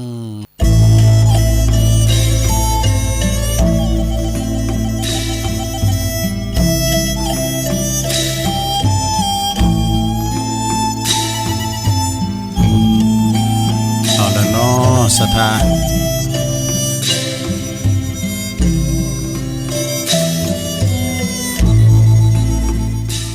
เอาแล้วเอาละตัวลุงพักเบรกกั้มเนาะ ไปจิบน้ำจุ่มคอเสียงจุ่มขึ้นมา แล้วก็เตียวไปเตียวมายืดสินยืดสายก็มานั่งกันปิ้นชั่วโมงที่2เนาะสถานเนาะตักตายไปตั้งเม็ดแจ่มเนอตุปีอุดรเนาะก็เกี่ยวสัญญาณตุลุงยองไปละนะมนเสียงธรรมจากแม่แจ่มแม่แจ่มก็106.25เนาะศรัทธาญาติโยมทั้งหลายฟังกันไปไหวสาบารมีธรรมในพระเดชพระคุณหลวงพ่อพระครูมงคลวิสิทธิ์หลวงพ่อใหญ่เฮาเนาะเจ้าคณะอำเภอแม่แจ่มที่เคารพอย่างสูงตลอดถึงครูบาอาจารย์ทุกวัดทุกวาเจริญพรศรัทธาญาติโยมทั้งหลายด้วยเนาะตักใต้ประตังแม่ขายใหญ่เฮาเนาะสถานีวิทยุท้องถิ่นคลื่นพระพุทธศาสนาและจริยธรรมจังหวัดเชียงใหม่ FM 96.0 เมกะเฮิรตซ์โดยมูลนิธิพระบรมธาตุเจ้าดอยสุเทพเนาะโดยเมตตาท่านอาจารย์ท่านพระครูปลัดสุรเดชสิริสุวรรณโนครูบาเจ้ายังวัดยางกวงเนาะแล้วก็ไหวสาตุปีอรุณตุปีอูด้วยเนาะแล้วก็ทักทายมาตังคณะสงฆ์เนาะอันนี้คืนของคณะสงฆ์อำเภอฝางโดยมีเมตตาบารมีธรรมหลวงพ่อพระครูสุจิตรานุรักษ์นะด็อกเตอร์อันนี้เปิ้นปิ้นเจ้าคณะอำเภอฝางเนาะหลวงพ่อใหญ่เฮาเปิ้นปิ้นพระนักเทศโดยเทศนำเทศธรรมจะได้ฟังเนอะคืนนี้นะโยมนะคืนนี้วันศุกร์นะเมื่อคืนเบิดตั้งแต่20:00 นถึง4:00 นเนอะหลวงพ่อจะได้เข้ารายการออนไลน์มาตังดอยหล่อมาแพ้ปวดไปพึงเมืองหลี่แพ้ถืนบุญนะเนี่ยคืนเฮานี่นะบึกว่าโอถาดาฟังเนอ20:00 นปิ้นตุนไปตุลุงนี่เก่งฟังกูตุ้นกูองโดยเฉพาะหลวงพ่อเฮาเนาะหลวงพ่ออำเภอฝางวัดน้ำบ่อสาวาเนอะวัดพระบาทอุดมน้ำบ่อสาวาเนาะ FM 100.25 เมกะเฮิรตซ์ซึ่งก็ตุปีเจริญเปิ้นก็เกี่ยวสัญญาณไปปิ้นตีเรียบร้อยขอบคุณตุปีเลินเนอะและสถานีเพื่อเพื่อการศึกษาพระพุทธศาสนาและวัฒนธรรม FM 104.50 เมกะเฮิรตซ์จากวัดฝายหินเนอะจังหวัดเชียงใหม่โดยเมตตาอาจารย์ท่านพระครูสมุวิสุวัตรวรกิจโจนะเปิ้นก็เป็นพระเจ้าหน้าที่ก็เกี่ยวสัญญาณไปตลอดถึงคืน FM 92.25 นะวัดป่าแดงมหาวิหารเนาะแล้วก็ที่ลืมบ้านใด91.0 นะพุทธธรรมนำสุขจากดอยหล่อเฮานี่แหละนะโดยอาจารย์ท่านพระครูอภิวัฒนวิกรมผู้อำนวยการเฮาเนาะฟังกระจายเสียงกันไปศรัทธาญาติโยมตักตายคืนไปปิ้นตีเรียบร้อยนะขอบคุณเจ้าหน้าที่ทุกท่านโดยเนอที่เปิ้นแต่ก็เกี่ยวสัญญาณไปนะครับเนาะตอนนี้ตัวชั่วโมงที่2ตุลุงก็อันนี้มาวาทำกรรมหนึ่งเกินศรัทธาญาติโยมทั้งหลายกรรมบาเก่าเราไว้วันนั้นก็ว่าได้หลายเนี่ยกรรมบาเก่าภาษิตล้านนายานะยา108กรรมว่ายานี่ก็คือว่าจะไปเยเนอเปิ้นห้ามยานะถ้าว่าภาษาภาษาฝรั่งแปลว่า no ไอ้นะภาษาฝรั่งนะ no very good อันนี้เปิ้นก็ว่าต่อเดี๋ยวเปลี่ยนเว้นตายก่อน เอาแถมหน่อยนึงนะมันมีรอยปลายกันด้วยของอาจารย์ท่านพระครูกิติวัฒนสุนทรอดีตเจ้าคณะตำบลยางครามอันนี้เป็นหนังสืออนุสรณ์เปิ้นนะญาติโยมอย่ากวนเก่ากับคุณบ่านี่คุณบ่านี่จะไปว่าหยังกับมันผมว่าคุณบ่านี่เยอะหยังเฮามันมีพิษนะมันพิษพิบ่านี่นะสติไม่สมประกอบอ่ะเปิ้นเป็นคุณเป็นคุณประสาทเป็นคุณพิบ่ามีหันลายนะโอ้ยเป็นดีเอ็นดูอันเปิ้นเอาขังไว้ในอย่างสัตว์สีเท้านะโอ้ไปขังเยอะน่ะเปิ้นมันอยู่มันออกให้ไปมันไล่บุ๊บไล่ตีเปิ้นเนี่ยกะเปิ้นเอาขังไว้เนาะโอ้ก็เป็นกรรมไผกรรมมันได้ดูแต่อย่าไปกวนเก่ากับคุณบ่าอย่าไปอาปากต้อลุมอย่าไปลุง ลิ้นน้ำเลิกนี่น้ำเลิกเปิ้นเขียนบอกว่าดูโอ้วันนั้นสะดาญาโยมทั้งหลายหันคลิปหันนั่นเปิ้นถ่ายมาน่ะฝนตกหนักเนาะตำบลดอยอินทนนท์บ่น่ะน้ำตกกามดังการเนี่ยเปิ้นปิดทางเลยนะเปิ้นเห็นนักท่องเที่ยวไปเพราะว่าน้ำตกวชิรทานน้ำตกแม่ยะน้ำตกแม่กลางน้ำแดงปึงลึงเพราะว่าน้ำหลากเนาะน้ำไหลหลากว่าพื้นที่นาโกได้น่ะโปโตแดงปึงลึงแล้วซะนะน้ำป่ามันไหลหลากเนี่ยน้ำเปิ้นวันน้ำนั้นดอยมันโยดมันปังที่อย่างเมืองมานน่ะเนาะลัดมอนน่ะซะดาตายไป52กันเนี่ยดอยถึงดอยมาโยดใส่หมู่บ้านน่ะดูจุ่มอยู่ในธรณีบ่น่ะซะดาเอ้ยแล้วก็อันวัดนี่ก็สาดไปวัดก็ได้ผลกระทบเหมือนกันนะพระธาตุเจดีย์อันเนี้ยนะแปลงไว้ที่ตาลิงตาฝั่งก็ระมัดระวังอย่าไปเกิกตางเตียวนี่ก่อนคุณเฒ่านี่เปิ้นว่าแต่ไปกาขึ้นได้อ่ะเนี่ยมันเติกตางเตียวนะแต่ไปนางกาขึ้นได้นางกาขึ้นได้ก่อนนี่เฮานี่แต่นางกาขึ้นได้นะมันคือมาหยามเฮานะอย่างหมาสุมาเนี่ยมันจะว่าตัวเก่าสุมาตัวเก่าเฮาพอมาแล้วมันนอนกาขึ้นได้ก็ลุงก็ไม่ยามนะเนี่ยจัดแล้วแปลงหลังน่ะบินหยังว่าจะไปเติกกลางตางขึ้นได้จะไปเติกตางเตียวจะไปเคียวละอ่อนไม่เคียวละอ่อนก่อนนี้แต่บิดหูปะกะเนี่ยก่อนในสมัยเลี้ยงควายนะเอาไปตัวน้อยก็ไปคำจะไปเคียวละอ่อนจะไปป่อนกำอัดว่านี่มันจะเฮือจะไปป่อนกำอัดจะไปขัดจะไปตัดกำอู่เปิ้นอู่กันปินน้ำปินท่ำไปตัดกำอู่ไปนั่นนี่มาฟังกำทำเนี่ยนะกินพริกดำกับเขานะกะ ไปเต็ดกำอู่เปิ้น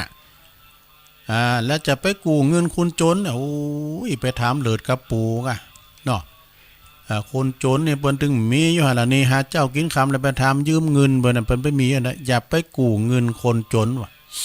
นะก็ไปกู้เปิ้นก็ปิ้นหนี้ก็จะได้ไปสายเปิ้นเนี่ยกะอย่าไปอม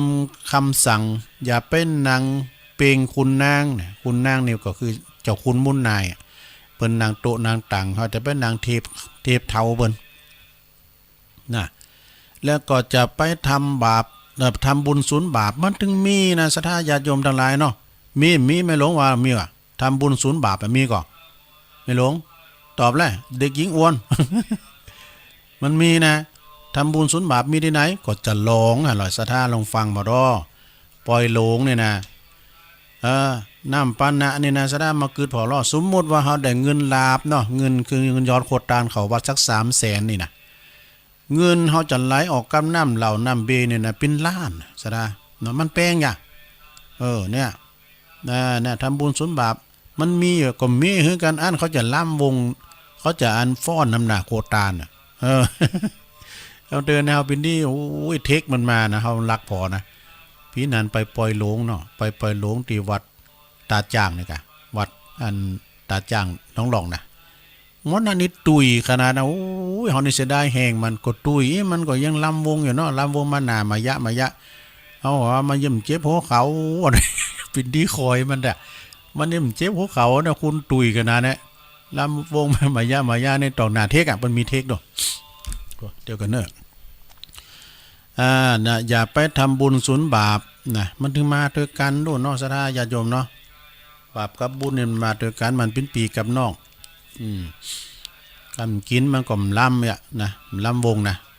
อย่าไปหาบซ่าก่อนนี่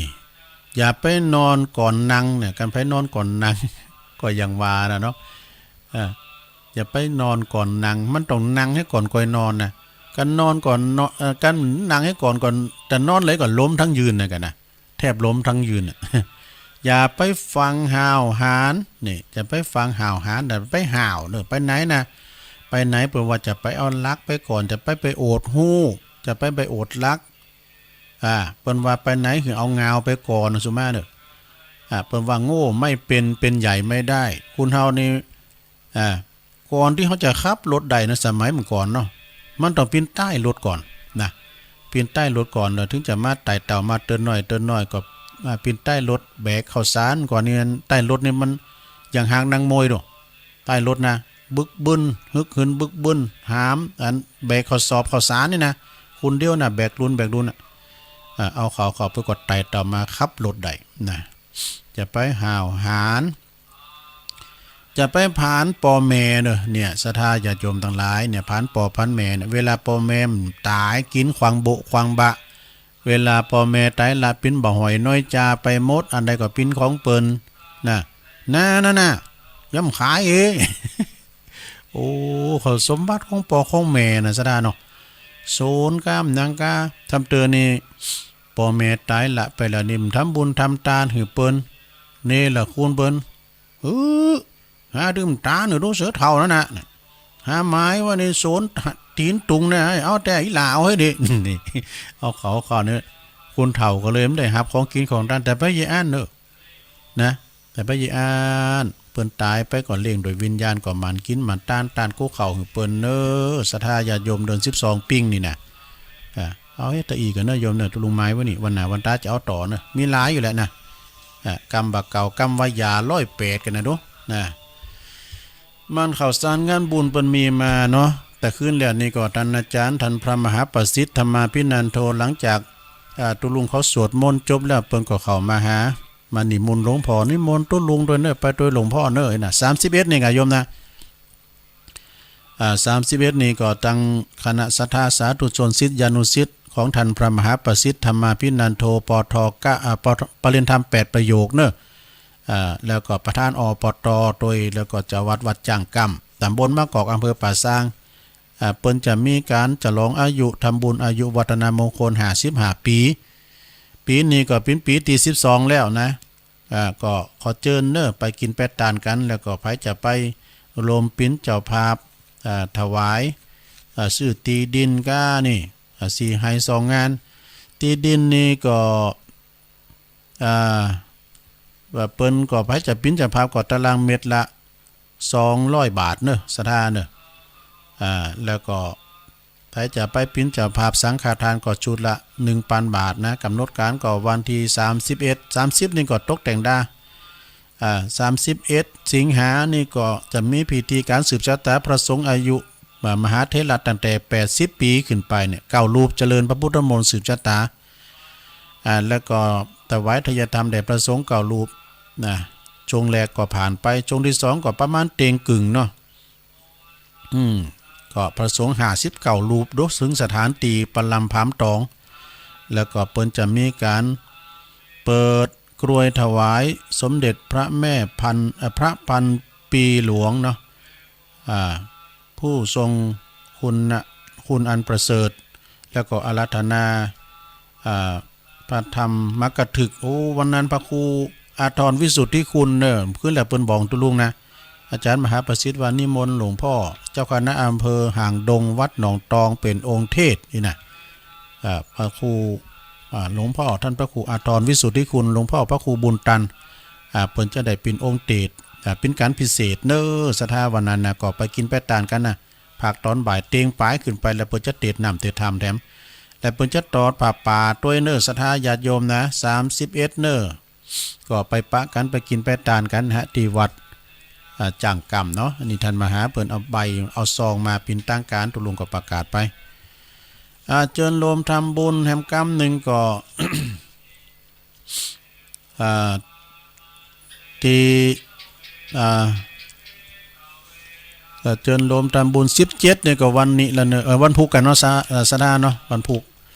17วันพุธนี่ก็เวลา9 โมงก็เจิญรวมทำบุญทักษิณานุปัฏฐานวันคล้ายวันมรณภาพเนาะวันกตัญญูของหลวงปู่ครูบาพรหมมาพรหมจักโกวัดพระพุทธบาทตากผ้าเปิ่นปฏิบัติธรรมกันแต่วันที่12เนาะ12ถึงวันที่18นะ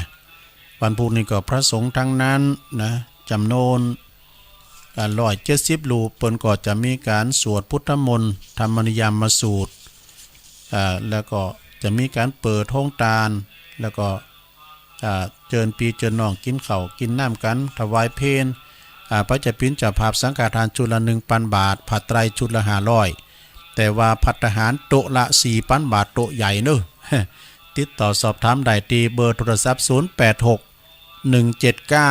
8848 086 179 8846เนอะศรัทธาญาติโยมทั้งหลายต่อไปก็ขอเชิญโยมทำบุญ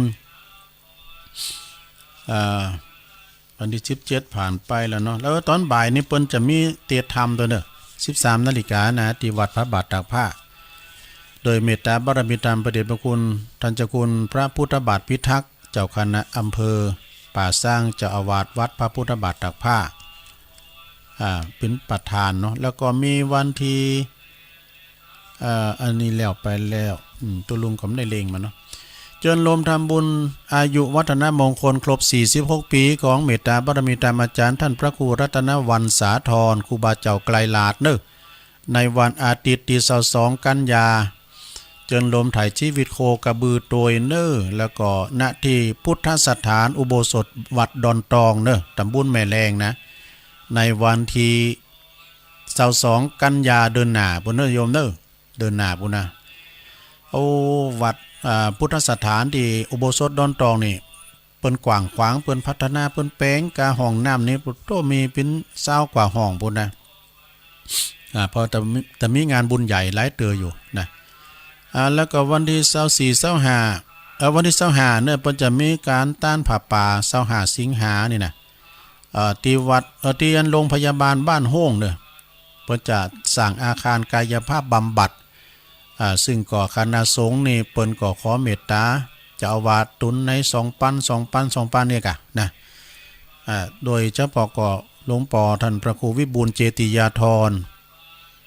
เจ้าคณะอำเภอนี่เปิ้นหอมส่วนโต๊ะเปิ้น10,000 บาทนะแล้วก็ครูบาพันธ์หรือว่าท่านพระอธิการสมคิดปัญญาวชิโล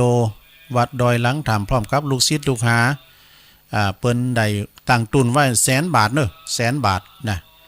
เปิ้นก็จะไปตานในวันที่25 สิงหาเนี่ยนะที่โรงพยาบาลบ้านโฮ่งเนาะงานนี้ก็พระเดชพระคุณหลวงปู่พระพรหมมงคลหลวงปู่เปิ้นก็จะไปเป็นประธานถาไผไปเกณฑ์กับเปิ้นนี่ก็จะได้ของดีตัวเนอะหลวงปู่จะแจกของดีด้วยนะก็ปากกันไปหลายๆนะที่โรงพยาบาลบ้านโฮ่งวันที่1 ถึง 8 ธันวาไกลอยู่เนาะแต่ก็ประกาศว่าถึงวันก็ตั้งคณะสงฆ์อำเภอป่าสร้างก็จะมีการออกเมนพระราชทานเพลิงศพของหลวงปู่ท่านพระครูวรพลนิวิทย์ครูบาหอมเนาะอดีตรองเจ้าคณะอำเภอป่าสร้างอดีตเจ้าวาดวัดแม่แรงในวันที่1นะเปิดศพวันที่1 ถึง 8วันที่8นั้นเป็นวันพระราชทานเพลิงศพที่วัดแม่แรงเนอะท่านใบดีกาถนอมฝากประกาศมานะก็นิมนต์ตุลุงไปช่วยกันเนอะเนี่ยก็จะได้ไปอยู่หลวงพ่อก็จะได้ไปต่อไปงานต่อไป24 25นะโยมเนาะสิงหานะโอ้วันดีแต่วันที่25ก็จะร้องอายุวัฒนมงคลครูบาในวังนะโยมเนอะเมตตาบารมีธรรมหลวงปู่ท่านพระครูวิสิทธิ์ศิลาภรณ์เจ้าคณะตำบลป่าแดดนะเนาะเจ้าวาดวัดวังสิงห์คำเนอะพระจะไปปิ้นเจ้าภาพสังฆทานแล้วก็พระจะไปเปิดห้องตาลนำตุ่นไปปิ้นตุ่นนะโยมเนอะเอาตุ่นไปตาลหลวงพ่อเพิ่นสั่งวัดสั่งวาโอ้ตุลุงก็ปิ้นแฟนครับเพิ่นโดยก็ประกาศปิ้นกระบอกเสียงเพิ่นนำตั้งหนึ่งนะ17 กันยาก็จะมีงานตันกุยสลากนะที่วัดยางกวงเนอะอันนี้ก็น้องเบลเพิ่นฝากประกาศมาตุลุงก็ประกาศถึงวันสำเร็จก็ลืมหมดนะ17 กันยาในเดือนหน้านี่นะลูกนี่ไปทำเดินนึงกะนะที่วัดยางกวงวัดของท่านผอ.เฮาเนาะเจิญโลมทำบุญ19 ตุลานี่เฮาก็จะไปตอดกฐินกันเด้อ19 ตุลาเดือนในพุ่นกันเนาะกันยาตุลาก็ที่สำนักสถาบันธรรมาภิวัตรศพเตินเนอปากันไปขี่รถไฟนะโยมเนอะขี่รถไฟไผมันมีตีขี่รถไฟก็เอารถตู้ตรงไปเลยนะตรงไปเดียนแต่ศพเตินปุ่นเลยก็ชั่วโมงปลายนะถึงละนะขี่รถไปเอารถตู้ไปเลยเพิ่นจะแปลงกุฏิเด้อกุฏิของพันเนนนะอาจารย์สาธิตธีระปัญโยนะเพิ่นก็มาออกรายการว่าก็ฟังเพิ่นตอนบ่ายอันนี้ก็ผู้นำบุญเฮาก็ท่านผู้อำนวยการเฮาเนาะท่านอาจารย์พระครูอภิวัฒนวิกรมแล้วก็1 กันยาก็จะมีการตานสังฆทานประจำเดือน12เนาะที่วัดพระธาตุดอยหล่อเนอะ1 กันยาเพิ่นจะมีการ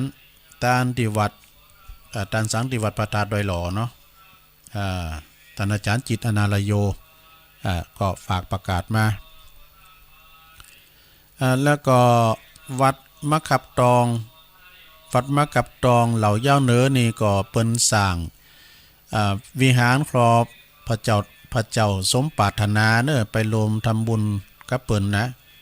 ไปรวมทำบุญปิ้นเจ้าภาพเล็กปูนหินดินทรายติดต่อตีจั่นเจ้าอธิการจันลูนฐานะทินโนครูบาแอดเนาะเจ้าคณะตำบุญเหล่ายาววัดเหล่ายาวเหนือนะหรือวัดตุปีแดงก็ได้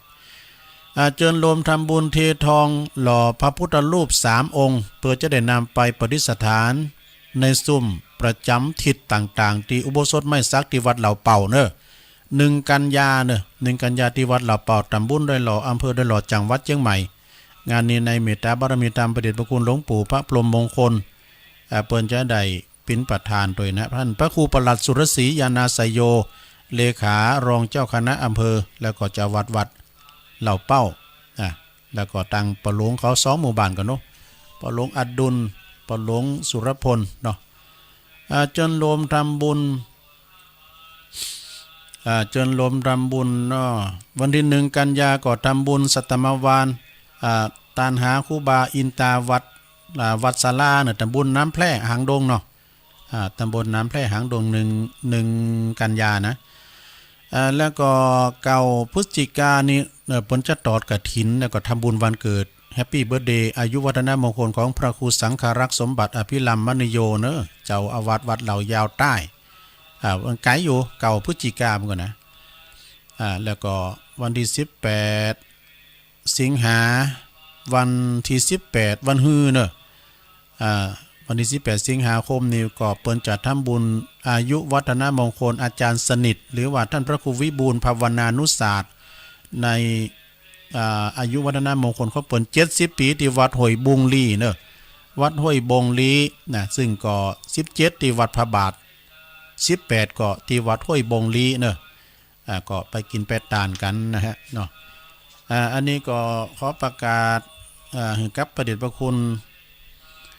คณะศิษย์จะจัดถวายมุทิตาสักการะหลวงพ่อพระเดชพระคุณพระธรรมเสนาบดีอายุวัฒนมงคล70 ปีเนื้อสืบชะตาแบบล้านนาณมณฑปพระยกจตุรทิศวัดดอยสัพพัญญูนะอำเภอแม่วางจังหวัดเชียงใหม่ในวันอาทิตย์ที่1 กันยายน 2562 เวลา9 โมงเนอะจึงเรียนมาหือทราบแล้วก็โดยโทรกันเนาะก็ตุลุงก็ประกาศตามที่เปิ้นได้ไลน์มานี่นะขอประกาศเป็นกระบอกเสียงให้พระเดชพระคุณหลวงท่าน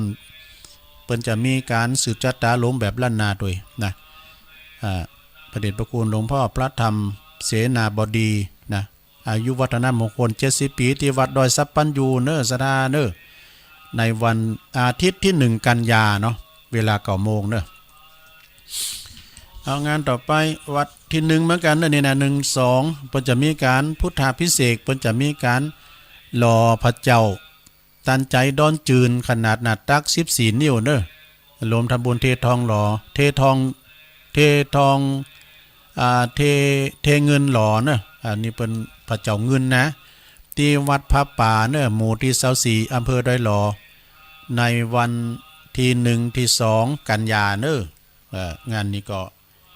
ไก่มาก็คอยประกาศรายละเอียดทำกรรมนะปิ้นข่าวสารงานบุญถึงกับศรัทธาญาติโยมทางหลายตัวเนาะเอาละเปิดก่อนเวลาแถมหน่อย1สายไก่เข้ามาเลยตำลุงจะเปิดมันเพราะว่ามันได้ยินเสียงนะมันได้ยินเสียงเปิดสวดมนต์เนี่ยมันรบกวนประสาทตุลุงเหมือนกันนะซัมเตอร์ก็อันอูพิษอุทุกขอสุมาเนี่ย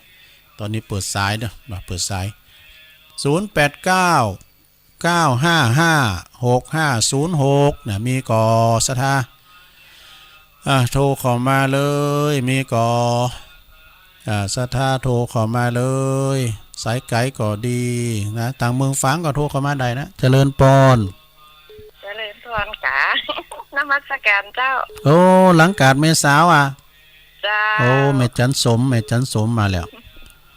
ฟังเจ้าแล้วก็ฟังตั้งหัวเตะทำกันแรกละเตะทำยองนะเปิดสถานีตื่นเจ้ามาได้ยินเตะขาดนั้นเตะทำถึงวันนู้สบายใจดีกะ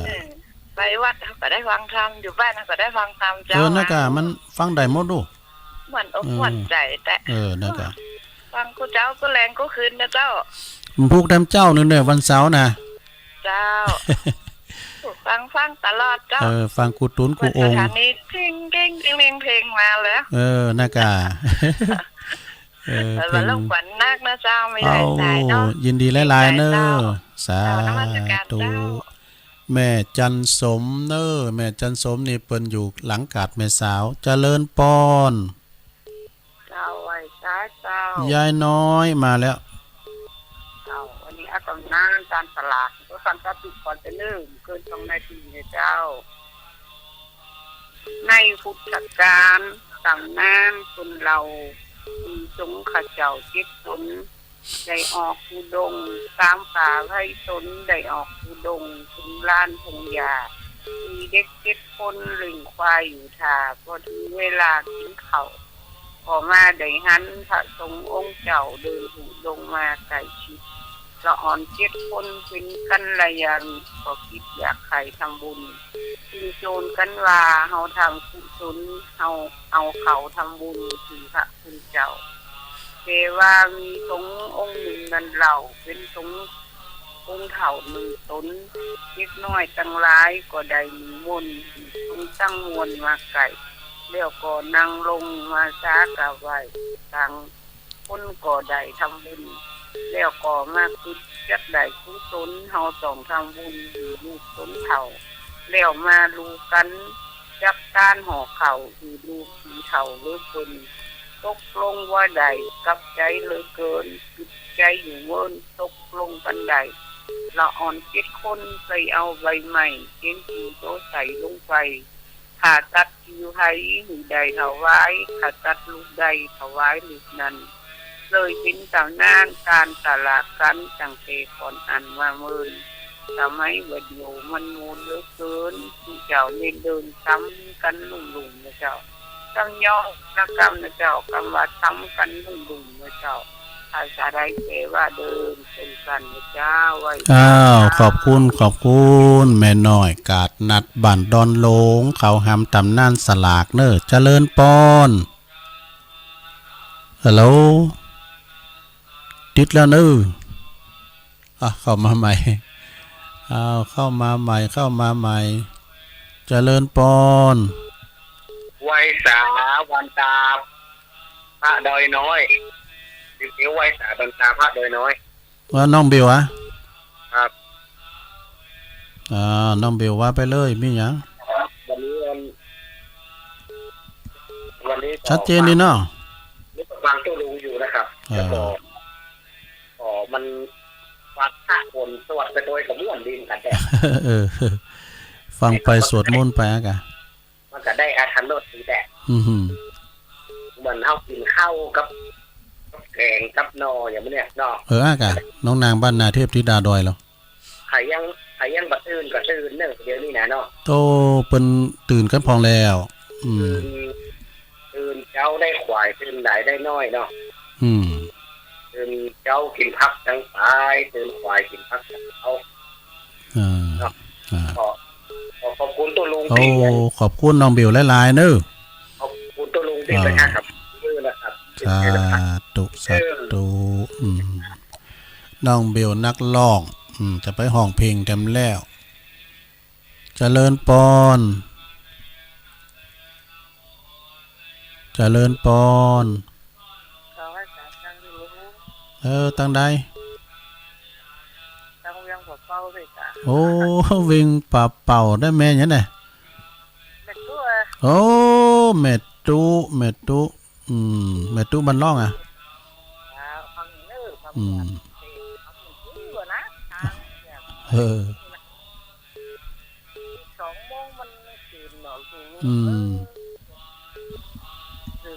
ตื่นมาก็ฟังไปเนาะโอ้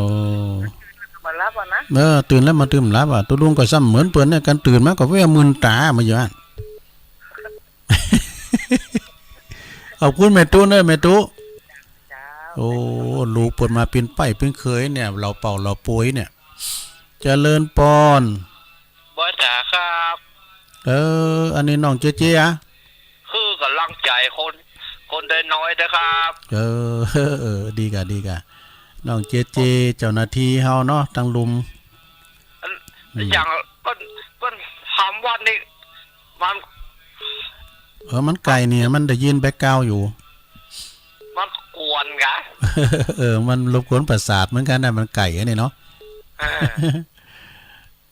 วันนี้น้องเจแต่ไปทางใด วันนี้บอกปล่อยดาครับ ตัวลุงก็ไม่ได้ไปไหนตกงานนั้นเฝ้าวัดเฝ้าวัดขอบคุณน้องเจนางๆด้วย ครับว่าสาธุ โอ้สาธุ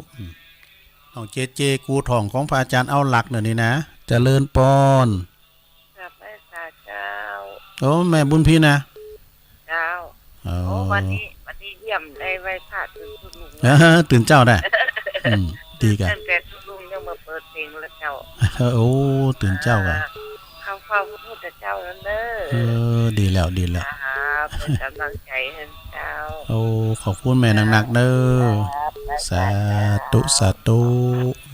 แม่มอนน้อยแม่บุญพินโรงพยาบาลล้านนานะ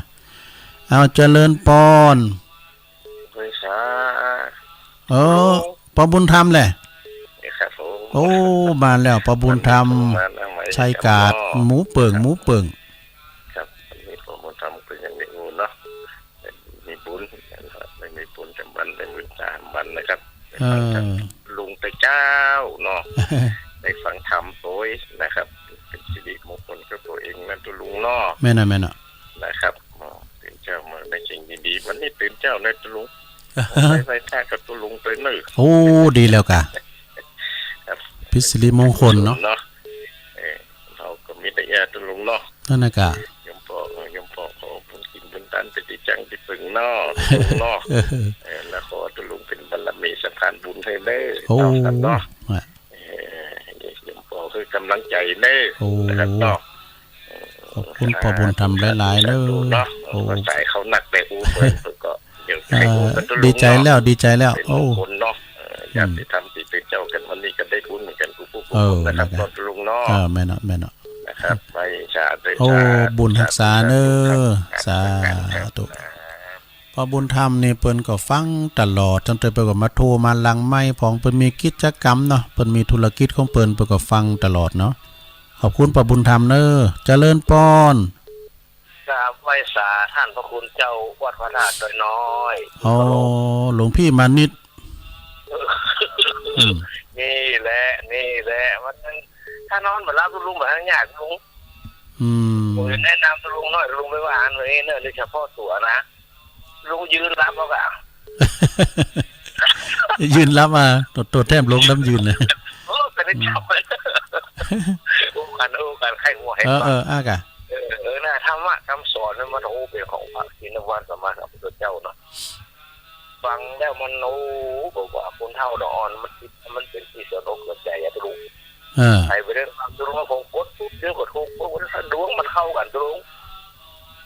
โอ้สบายมากประเดี๋ยวนี้หอมนอต้นห้องนอเจ็ดแต่แล้วลุงเป็นห้องนออันแช่น้ำแร่ตรงนี้นะเปลี่ยนนอไม่อัดเนี่ยเนาะนอเจ็ดแต่ก็ห้องนอโอเนาะมันเฟิงเอาเป็นนอแช่น้ำแร่นอแช่น้ำแร่มันจะมีช่างต้องให้คนมีหน้าผู้ฮ้อนนะลูกตั้งไง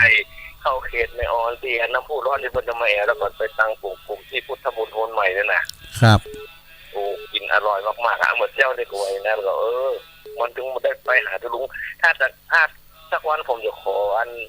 เลขที่แล้วก็อันอย่างรหัสของโดยรอนะอาจจะใส่กล้องให้อย่างตรงไปก็ได้ครับถ้าเขาจะฝากรถเหลืองคนจะมาเลี้ยวเข้ามันก็ฝากไปสนีเอากะเป็นฝากไปสนีเอามันเพราะว่าคนที่เป็นไปสนีก็รู้จักจะดีที่อันอยู่สมุนมาให้เงินนี่นะครับนาวจะฝากว่าขึ้นถึงอะไรกินอย่างล้ำก็ขึ้นถึงอะไรแบบนี้เนาะอย่าไปลืมเนอะนะเอาที่108ยานั้นไว้ให้กำมีกันครับเดี๋ยวนะครับไปเดือไปอย่างนั้นลุงเลยไปลืมตอนถ้าวันนี้ไปไหนเนาะวันนี้ต้องงานอยู่วันนี้เฝ้าวัดเพราะว่าการจะเป็นอาจจะวันนี้ก็เพราะว่าในระบาดผมไม่มีงานนะขอบคุณหลายๆเนอะหลวงพ่อหลวงพี่เนอะ โอ้ ด้วยหรอโอ้ย ไหวสาไหวสา ต่างวันต่าง ครับ เอาหลวงพ่อมันนิดเด้อนี่นะโอ้เดี๋ยวเขามาใหม่เด้อเขามาใหม่เด้อฮัลโหลฮัลโหลโอ้จะดังกอยไปหน่อยไม่ได้เปิดลำโพงแต้นน่ะสายเปิ้นตีเข้ามาอยู่ไม่ลงอ่ะแม่อยู่ไหนฮะแม่ฟังเจ้าแล้วกะอยู่บ้านไหนก่อโอ้อยู่ฟางอ่ะโอ้แม่หยังเนี่ยแม่หยังหูละมันไปตานเราเตียนน่ะแม่หยังก่อนเนี่ยโอ้แม่ปราณีเสื้อถามได้เปิดลำโพงได้มันแต้นเป็นสายอื่นมาตีก่อนมันแต้นเปิดลำโพงแม่ปราณีอยู่เมืองฟางเนาะโอ้อีกาตามเมืองฟางก่อนโทรมาพองอีกาใจดีแล้วเนอะนะมันแต้นมันนั่นคุณมันเต็กหย่นก็เข้ามาเนาะครับดีกะก็อันขอบคุณแม่ปานีหลายๆเด้อโอ้สายฟางมาละสายฟางขอบคุณหลายๆเนาะสายฟางมาจะถามได้เปิดลำโพงเปิดบันแต้นอันนี้เปิดแล้วเจริญปอนฮัลโหลราชการเจ้าแม่อยู่ไหนแม่อยู่สระปีเจ้าโอ้แม่อยู่ไหนแม่สีเจ้าแม่สีเนาะโอ้โทรแกนะโอ้ตัวลุงโหติดเจ้าความโตด้วยเจ้าดีกะแม่สีสลับปีเนาะแม่สีสลับปีเจ้าดีกะฟังได้แต่เจ้าเนาะตื่นเจ้าเหมือนกันลูกเจ้าโคสมาน2 โมงแล้วเจ้าโอ้ดีกะคืนน่ะฟังก็คืนนะเจ้าดีแล้วเจ้าเนี่ยเขาสาธุเจ้าได้บุญนะเจ้าฟังกุศลโกงเจ้าอากาศก็เดียวก็สวดมนต์โดยการแถมอากาศเนาะเจ้าสวดมนต์จนเจ้าวัดจิรินนะเจ้าจิรินแม่น่ะไม่รู้เจ้าขัดไปเจ้าขัดไปตามที่ท่านว่านั่นนะเจ้าโอ้ขัดไปแล้วก็ปล่อยได้เป็นหยังเจตนาโตก็ได้บุญแล้วแม่เจ้าขอบคุณแม่สีเนาะแม่สีสลับปีเนาะโทรมาเป็นครั้งแรกขอบคุณแม่สีหลายๆเด้อฟังเจ้าแล้วมันแบบติดเจ้าดีกะถ้าแบบติดสายมันติดกันนะเจ้าโอ้น่าบุญที่ได้ถูกวันนี้เจ้าติดแล้วกับนี่นะเจ้าผูกโทรมาเด้อขอบคุณเด้อแม่ซีเด้อสาธุบุญรักษานะเจริญปอนจ้าวัสาเจ้าตั้งได้แม่นั่งกัดกล่อมจ้ะโอ้แม่บุญก็หายหน้าไปหลายวันแม่บุญกัดกล่อมเจ้าบุกไปโทรฟ้องกับเฮามันอากะก็ฟังเด้อดีแล้วเจ้าบึดแรงก็ฟังแถมเด้อ3 โมงนะฟังอาจารย์พระครูอภิวัตรเขาจะฟังเพิ่นตลอดแล้วเจ้านั่นกะแล้วกลางคืนบึดก็ฟังครูบาแก้วเด้อวัดเมืองฝางพุ่นนะนำบ่อซาวาเนาะเมื่อคืน20 ทุ่มถึง4 ทุ่มขอบคุณแม่บุญเด้อแม่บุญกัดกล่อมสาธุโอ้เวลาหลายอยู่เนอะเจริญปอนลาฮัลโหลติดแล้วมาเลยเจริญปอนแม่อันเป็นยังเนี่ยจะลงสบายดีเนาะสบายดีแม่อยู่ไหนแม่รถก็ดูเนี่ยโอ้แม่รถคำก็ดูเขาไม่น้อยนะกะนั่นก็แม่น้อยเพิ่นก็นอนหั่นน่ะเนาะนอนทีเดียวกันเนี่ยไม่น้อยฝนตกจะรู้มีเนี่ยกลมก็ดูสันตานนี่อันสถานเดียวกันเนาะจะได้กดจะได้อยู่กันจ้ะหน้าบ้านนี่นะอันวัดป่าแดดเนาะป่าแดดจ้ะดีกันเจนดีจะลุงโอ้ขอบคุณแม่รถคำหนักๆเด้อโทรมาอีพองล่ะจะค่าเจริญปอนเด้อบุญรักษาสาธุอันนี้เพิ่นอยู่ในเมืองนี่เด้ออยู่วัดป่าแดดนี่นะเพิ่นไปนอนหั่นน่ะแม่รถคำก็ดูเจริญปอนไว้แต่เจ้าแม่บุญน้ำใจกะแม่จรูนเนาะปกปิงเมืองเนาะฮะแม่หยังฮัลโหลแม่หยังก่อนแม่พินเจ้าแม่พินนี่กะ แม่พิมพ์ประแดดเจ้า โอ้สุมาเนี่ยแม่พินบ้านป่าแดดเนาะ เจ้า เออ ฟังอยู่แน่ แม่พินฟังเจ้าแล้วเนาะ เจ้าฟังเจ้า อยู่ตั้งนั้นน่ะชัดเจนเนาะชัดเจนนะ เพราะว่าไก่ดอยชุดเต็มนะส่งกำลังใจไปหือดังแม่สวยไล่เด้อเนอกิติวงศ์เปิ้นนอนโฮงยาถ้าได้ออกวันนี้ล่ะอยู่ดีมีสุขเด้อแม่เนาะ กำลังใจด้ โอ้ วยเจ้า ขอบคุณเนอแม่พินเด้อแม่พินป่าแดดนะเจริญปอน คอยสาเจ้า โอ้แม่จันฟ้องแจโฮมมาแล้ว เจ้า ฟังแต่เจ้าแล้วกะแม่จันฟ้อง โอ้นี่ลุงอันนี้ โอ้รับดีได้ อันก็นั่นกะมัน ไปเป็นหยังว่าบัดตกแม่บัดตก นี่ตกอ่ะ โอ้ฝนเปิ้นดีรู้ตอนนั้นป่าไม้เปิ้นหนักตอนนี้ว่านี่แดดแสลเหมือนกันเน้อมันร้อนแม่ แดด จนแม่คำนวณจะหอนได้ก่อนกะทิด้วยกันเลย นั่นก็แม่คำนวณนะ เนาะบนโทดีเนาะแค่การมีขึ้นกูขึ้นว่าเขาจุ่มกันเปิดค่ะ นั่นก็แม่คำนวณไปตันกะทินด้วยกันเน้อแจซ่อนนะแม่คำนวณ มีฟ้องกูอยู่ไกลยังไปเนาะ แม่ฟ้องบัดใจถึงดูมาปักตั้งเจริญก็มาแล้วโหอันตัวจริงเสียงจริงแล้วหันเล่นกับเสียงได้มันตัวกันแน่ดีกะฟังไปติ๊กๆเน้อแม่จันฟองเน้อแจโฮมสาธุบุญรักษาเนาะอ้าวเจริญปอน ไปสาเจ้า โอ้โยมอยู่ตั้งใด อยู่บกก้างสันแก โอ้พี่น้องโบกก้างสันกำแพงมาแล้วหั่น เจ้า โบกก้าง ฟังเป็นวันนะเจ้า โอ้ดีกะ บกก้างก็ฟังกันจัดหนักนะจ๊ะ อ๋อ ก็เพิ่นก็จังมาบุญดอยเหมือนกันด้วยโบกก้างนะเพิ่นมา เจ้า เพิ่นก็เคยมาตาลโบกก้างสันกำแพงกันน่ะคุณยองเหมือนกันโดดตอนนั้นก็ยองหลายน่ะเนาะ เจ้า อันวัดสะเลมหวานนี่มีไกลกับวัดสะเลมเหมือนกันเก่าสะเลมเหมือนกันสันกำแพงเหมือนกันเนาะ บัดไก่เจ้า เนี่ยวัดบ้านเกิดของอันท่านเจ้าคุณสุวรรณเมธีอ่ะ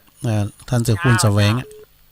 เจ้าป้าก็ไปตามตัวเจ้าคุณที่วัดทัน อ๋อ พระบาทตากผ้าเจ้า นั่นก็วันนี้เพิ่นก็จะมีงานแถม เจ้า 17มผูกอ่ะวันนี้มันใจแต่วันนี้16อยู่17มผูกอ่ะ เจ้า ขอบคุณพี่น้องโบกก้างสันกำแพงเด้อแม่สาธุสันกำแพงสายที่16เอาเจริญปอน วัดประการพระคุณเจ้า โอ้ยแม่อยู่ตั้งใด อยู่ไม่อายเจ้า แม่อายมาทำแล้วบ้านยังแม่อายเนี่ย มันห้อยประสางเจ้า ฮะ มันห้อยประสางเจ้า โอ้บ้านห้วยป่าสร้างเอ้ เจ้า อยู่อำเภอแม่อายเนาะ เจ้าฟังผู้เจ้าเลยเจ้า โทรมาพองกะ เจ้าโทรบัดซีจะโทรเนี่ยเนาะนี่โทรเขาขี้สายแล้วเจ้าเคยโทรมาแล้วเหรอเคยโทรมา2-3เทื่อละ อ๋อฮะกะ เจ้าแม่คำแสงเจ้า ฮะแม่ยังเหรอ แม่คำแสงเจ้า อ๋อแม่คำแสง เจ้า โอ้แม่ซิวกันเนาะ เจ้า แต่กะ เจ้าโทรเราเจ้าบัดซีไปฟังผู้เจ้าเจ้าเจ้า โอ้ดีแล้วขอบคุณหลายๆเด้อเนาะ เจ้า โอ้สาธุอันนี้เปิ้นอยู่ปุณณห้วยป่าสร้างบ่เด้อแม่เสียวคำแสงนี่นะทางแม่อายเจริญปอนดังกอยเนอะอันนี้แม่จันเพ็ญใช่กะโอ้แม่จันเพ็ญคำโพธาก็ลงไปก็ที่ลำปางอ่ะเจ้า วันนี้อย่าถามอาจารย์นะเปิ้นก็มีตีนหนังอยู่ก็ทุที่ตุลุงก็ว่ากันมันมีตีนหนังโบอิงแล้วก็ตุลุงจะเอาหล่อโพงนาเตียนเปิ้นแปลงน้องผ้าขาวเนี่ยมาติดใต้รถไฟอ่ะ ถามอาจารย์พระครูอภิวัตรก่อนอันไปนี่ไปอ่ะยังไหวได้ก็เพิ่นว่าใดได้ไปว่าไม่เห็นอ่ะแม่อันเพิ่นว่าอันถ้ามันแล้วมันแม่เราจะพองกับซ้ำเนี่ยอ๋อต่อมาว่าใจถึงได้ไปว่ะเหมือนแล้ว มาได้ขึ้นรถไฟเนาะมาได้นั่ง วันนักกาอันนี้ก็มึนนักแกน้ำได้นางมึนแล้วนะ เจ้าเป็นเจ้ากะปีหลานมาได้นั่ง แต่กะ ลูกลุงวันนี้ลูกไหวไปหน่อยอะเจ้า อ๋อแพ้ปินหยังก็รับดีก็ดีละอันนี้ตื่นได้เมื่อตีสองอ่ะ คนไปอยู่เจ้า โอ้ดีแล้วดีแล้วอื เจ้าม วันนี้ไหวไปแล้วเจ้าไปอยู่ที่มอง ก็เดี๋ยวก็สวดมนต์โดยการแถมเนาะวัดเจ็ดลิน เจ้า อ่า สาธุเจ้า ขอบคุณแม่จันเพ็ญหลายๆเนอะขึ้นรถไฟมาถึงวาดถึงก่อจังไหมถึงก่อจังเจริญปอน ไปซะเจ้า โอ้แม่ยินบอกใจยินนะมานี่แม่ยินอ่ะแม่ยินปินตาอุ่น ก็ค่อยๆว่าจะ ตัวแทนรองเกอกวาวมาแล้ว จ้ะ ฟังจ้าแล้วกะ ฟังตรงบ้านมือ อ๋อ นึงติดนะกับ เออเดี๋ยวนี้ก็ติดแล้วเหรอแม่หลงเขาเพิ่นฟังอยู่จ้ะฮะแม่หลงเขาเพิ่นโทรมากับแล้ว ตะโมน่ะตัวฟันตะโมน่ะ โอ้ ตัวเท้ามันนี่เดี๋ยวตัวแรกก็เท้าอ่ะ ตัวแทนเนาะ ตัวจะเสือมันมาติดโทติด ก็ตุปีสาคอนไปก็ฟังอ่ะผมก็ปืนเล่าอันนี้ก็กวาดวัดกวาดว่านะปืนจะดังแล้วไอ้นี่ตุปีคอนนะตุปีคอนแม่นะสาธุตุปีคอนก็พอดีกะลังมาปิ้นตุโหลงนี่มีรถเก๋ง2 คันกันนี่ ตุปีสีอ่านจุบคอยเนี่ยเจริญปอนฮะ ครับละบ่ โอ้ไหวสาเนอ ยังลำเหลือนี่3เดือนก่อน โอ้สายมงคลมาแล้ว ได้ลงคนมาเลย ครับ อันนี้เบอร์ใหม่เด้อเบอร์ใหม่เด้อ อ๋อเบอร์ใหม่กันเนี่ย เบอร์ใหม่ โอ้ ยิงไว้เด้อ เอาจะได้จดไว้กันเนี่ยเดี๋ยวไป ครับโอ้แล้วเบอร์เก่านั้นใช่แล้วกะ ใจอยู่บน ครับได้กัน เอาไว้ดูเอาตอนจะรายการ อ๋อ เมื่อคืนก็ซุ่มฟังอาจารย์พระครูเหมือนกันเด้อ จ้าจ้า โอ้เพิ่นยังฟังเฮาก็ฟังเพิ่นพอกันเนาะสีเดียวกันเด้อสีเดียวกัน น้ำปุ่นเหี้ยเนาะ อ้ากะน้ำปุ่นเหี้ยเสียปุ่นปลาเป็น แม่น เนาะ เนาะครับ ครับผมไหวสานะครับเด้อ ครับผมเลยครับ โอ้สาธุเมตตาบารมีธรรมอาจารย์พระครูใบดิกาประเสริฐปัสสันโนเนาะตุปีนิพนธ์พระยาโนดอยสะเก็ดเปิ้นไปนอนหงยาเฝ้าไข่ฟังกันอยู่ก้าเจริญปอน เจ้า อันนี้แม่บุญปันน่ะ เจ้า แม่บุญปันศพเตี้ยมาแล้วสายติดสาวพอดีฝนตกก้าแม่ มาโตก็เจ้า นั่นก็ คนมาโต มีเหมือนกันอันนี้ก็มีไหม แต่ว่าแดดเนาะ บ้านนี้เดทเนอะบ้านนี่นะว่าก็ไปยันช่วยงานธรรมสัญจรที่วัดวังคำป่อมโอ้คุณหลายในเต้นมันห่อนได้ตัวลุงดึมขึ้นไปทำบุญวิหารซะก็แล้วมันมีตีอยู่ คุณติ๋มนั่นอยู่ตั้งลุมเนี่ยกะอยู่เต้นตั้งลุมเนี่ยติ๋มได้ขึ้นวิหารก็เปิ้นสักเตออยู่ตั้งลุม ขอบคุณแม่บุญปันหลายๆเนอะศพเตี้ยจอมตองเนาะโอ้แม่บุญปันก็แก่กาเนอะศรัทธาแก่กาฟังถึงวันเจริญปอนตุลงเจ้า อันแม่จันติบ่ะ เจ้า มาวัดเกตกาลามติดแล้ว บนประตูประเจ้า มิดฝุ่นจ้ะมิดฝุ่นค่ะมีมานั้น เราตั้งสวดมนต์กับตุลุงเลยเจ้า โอ้ดีกะอัน นี่เป็นกรรม มันเดือนนี่กันฟังเขานอนตัวในมาดูยีพองก่อนปิ้งยังอ่ะมันก่อมรับด้วยยีไปพองก่อนปิ้งยังแล้วขนาดตัวลุงอุ้ยนี่แต่นี่จะรับในเนี่ยความคิดถึงอาหารแม่เพนเงินโพธาแม่จันเพนคำโพธามเจ้าเปิ่นโทรมาแม่จันติบแม่จันติบแล้วก็ส่งกระแสเนาะแผ่บุญไปทางงานแม่บัวคลี่เด้อเปิ้นก็ไม่ค่อยสบายอยู่ดีมีสุขเด้อแม่บัวคลี่อินดูเปิ้นแม่บัวคลี่เนี่ยแม่บัวคลี่ปูนน่ะวัดโคกเปียเปิ้นก็ฟังเฮาถึงวันอ่ะเดี๋ยวนี้สบายมาพองแล้วอีลูกเปิ้นว่านะดีเลยเจ้าดีเลยเจ้า เจ้าเขาปนขอดเลย ขอบคุณเนอะแม่บทแม่จันติบเนอะ เจ้า แม่จันติบ แก่ นี่ ตุลุงเจ้า ถ้าดับเป็นสายสุดท้ายตุลุงขออนุญาตยกหูก่อนเนอะจบเวลาพอดี อาจารย์ท่านพระมหาวิษณุจารุตโมเปิ้นอยู่กันติมวิหารแล้วเปิ้นจะรอสวดมนต์ละเนาะตุลุงก่อนนำรายการจากราชสตาไปก่อนเนอะโทนสายที่หนึ่งก็แม่จันสม แม่จันสมหลังกาดแม่สาวเนอะวันนี้เปิ้นมาสายแหลกสายที่สองก็ยายน้อยกาดนัดเนอะบ้านดอนหลงเปิ้นมาเราตำนานเข้าหำตำนานสลักกะพัดตัวยน้องเบลนักร้องนะแล้วก็แม่ตุบันร้องวปปน้องเจเจ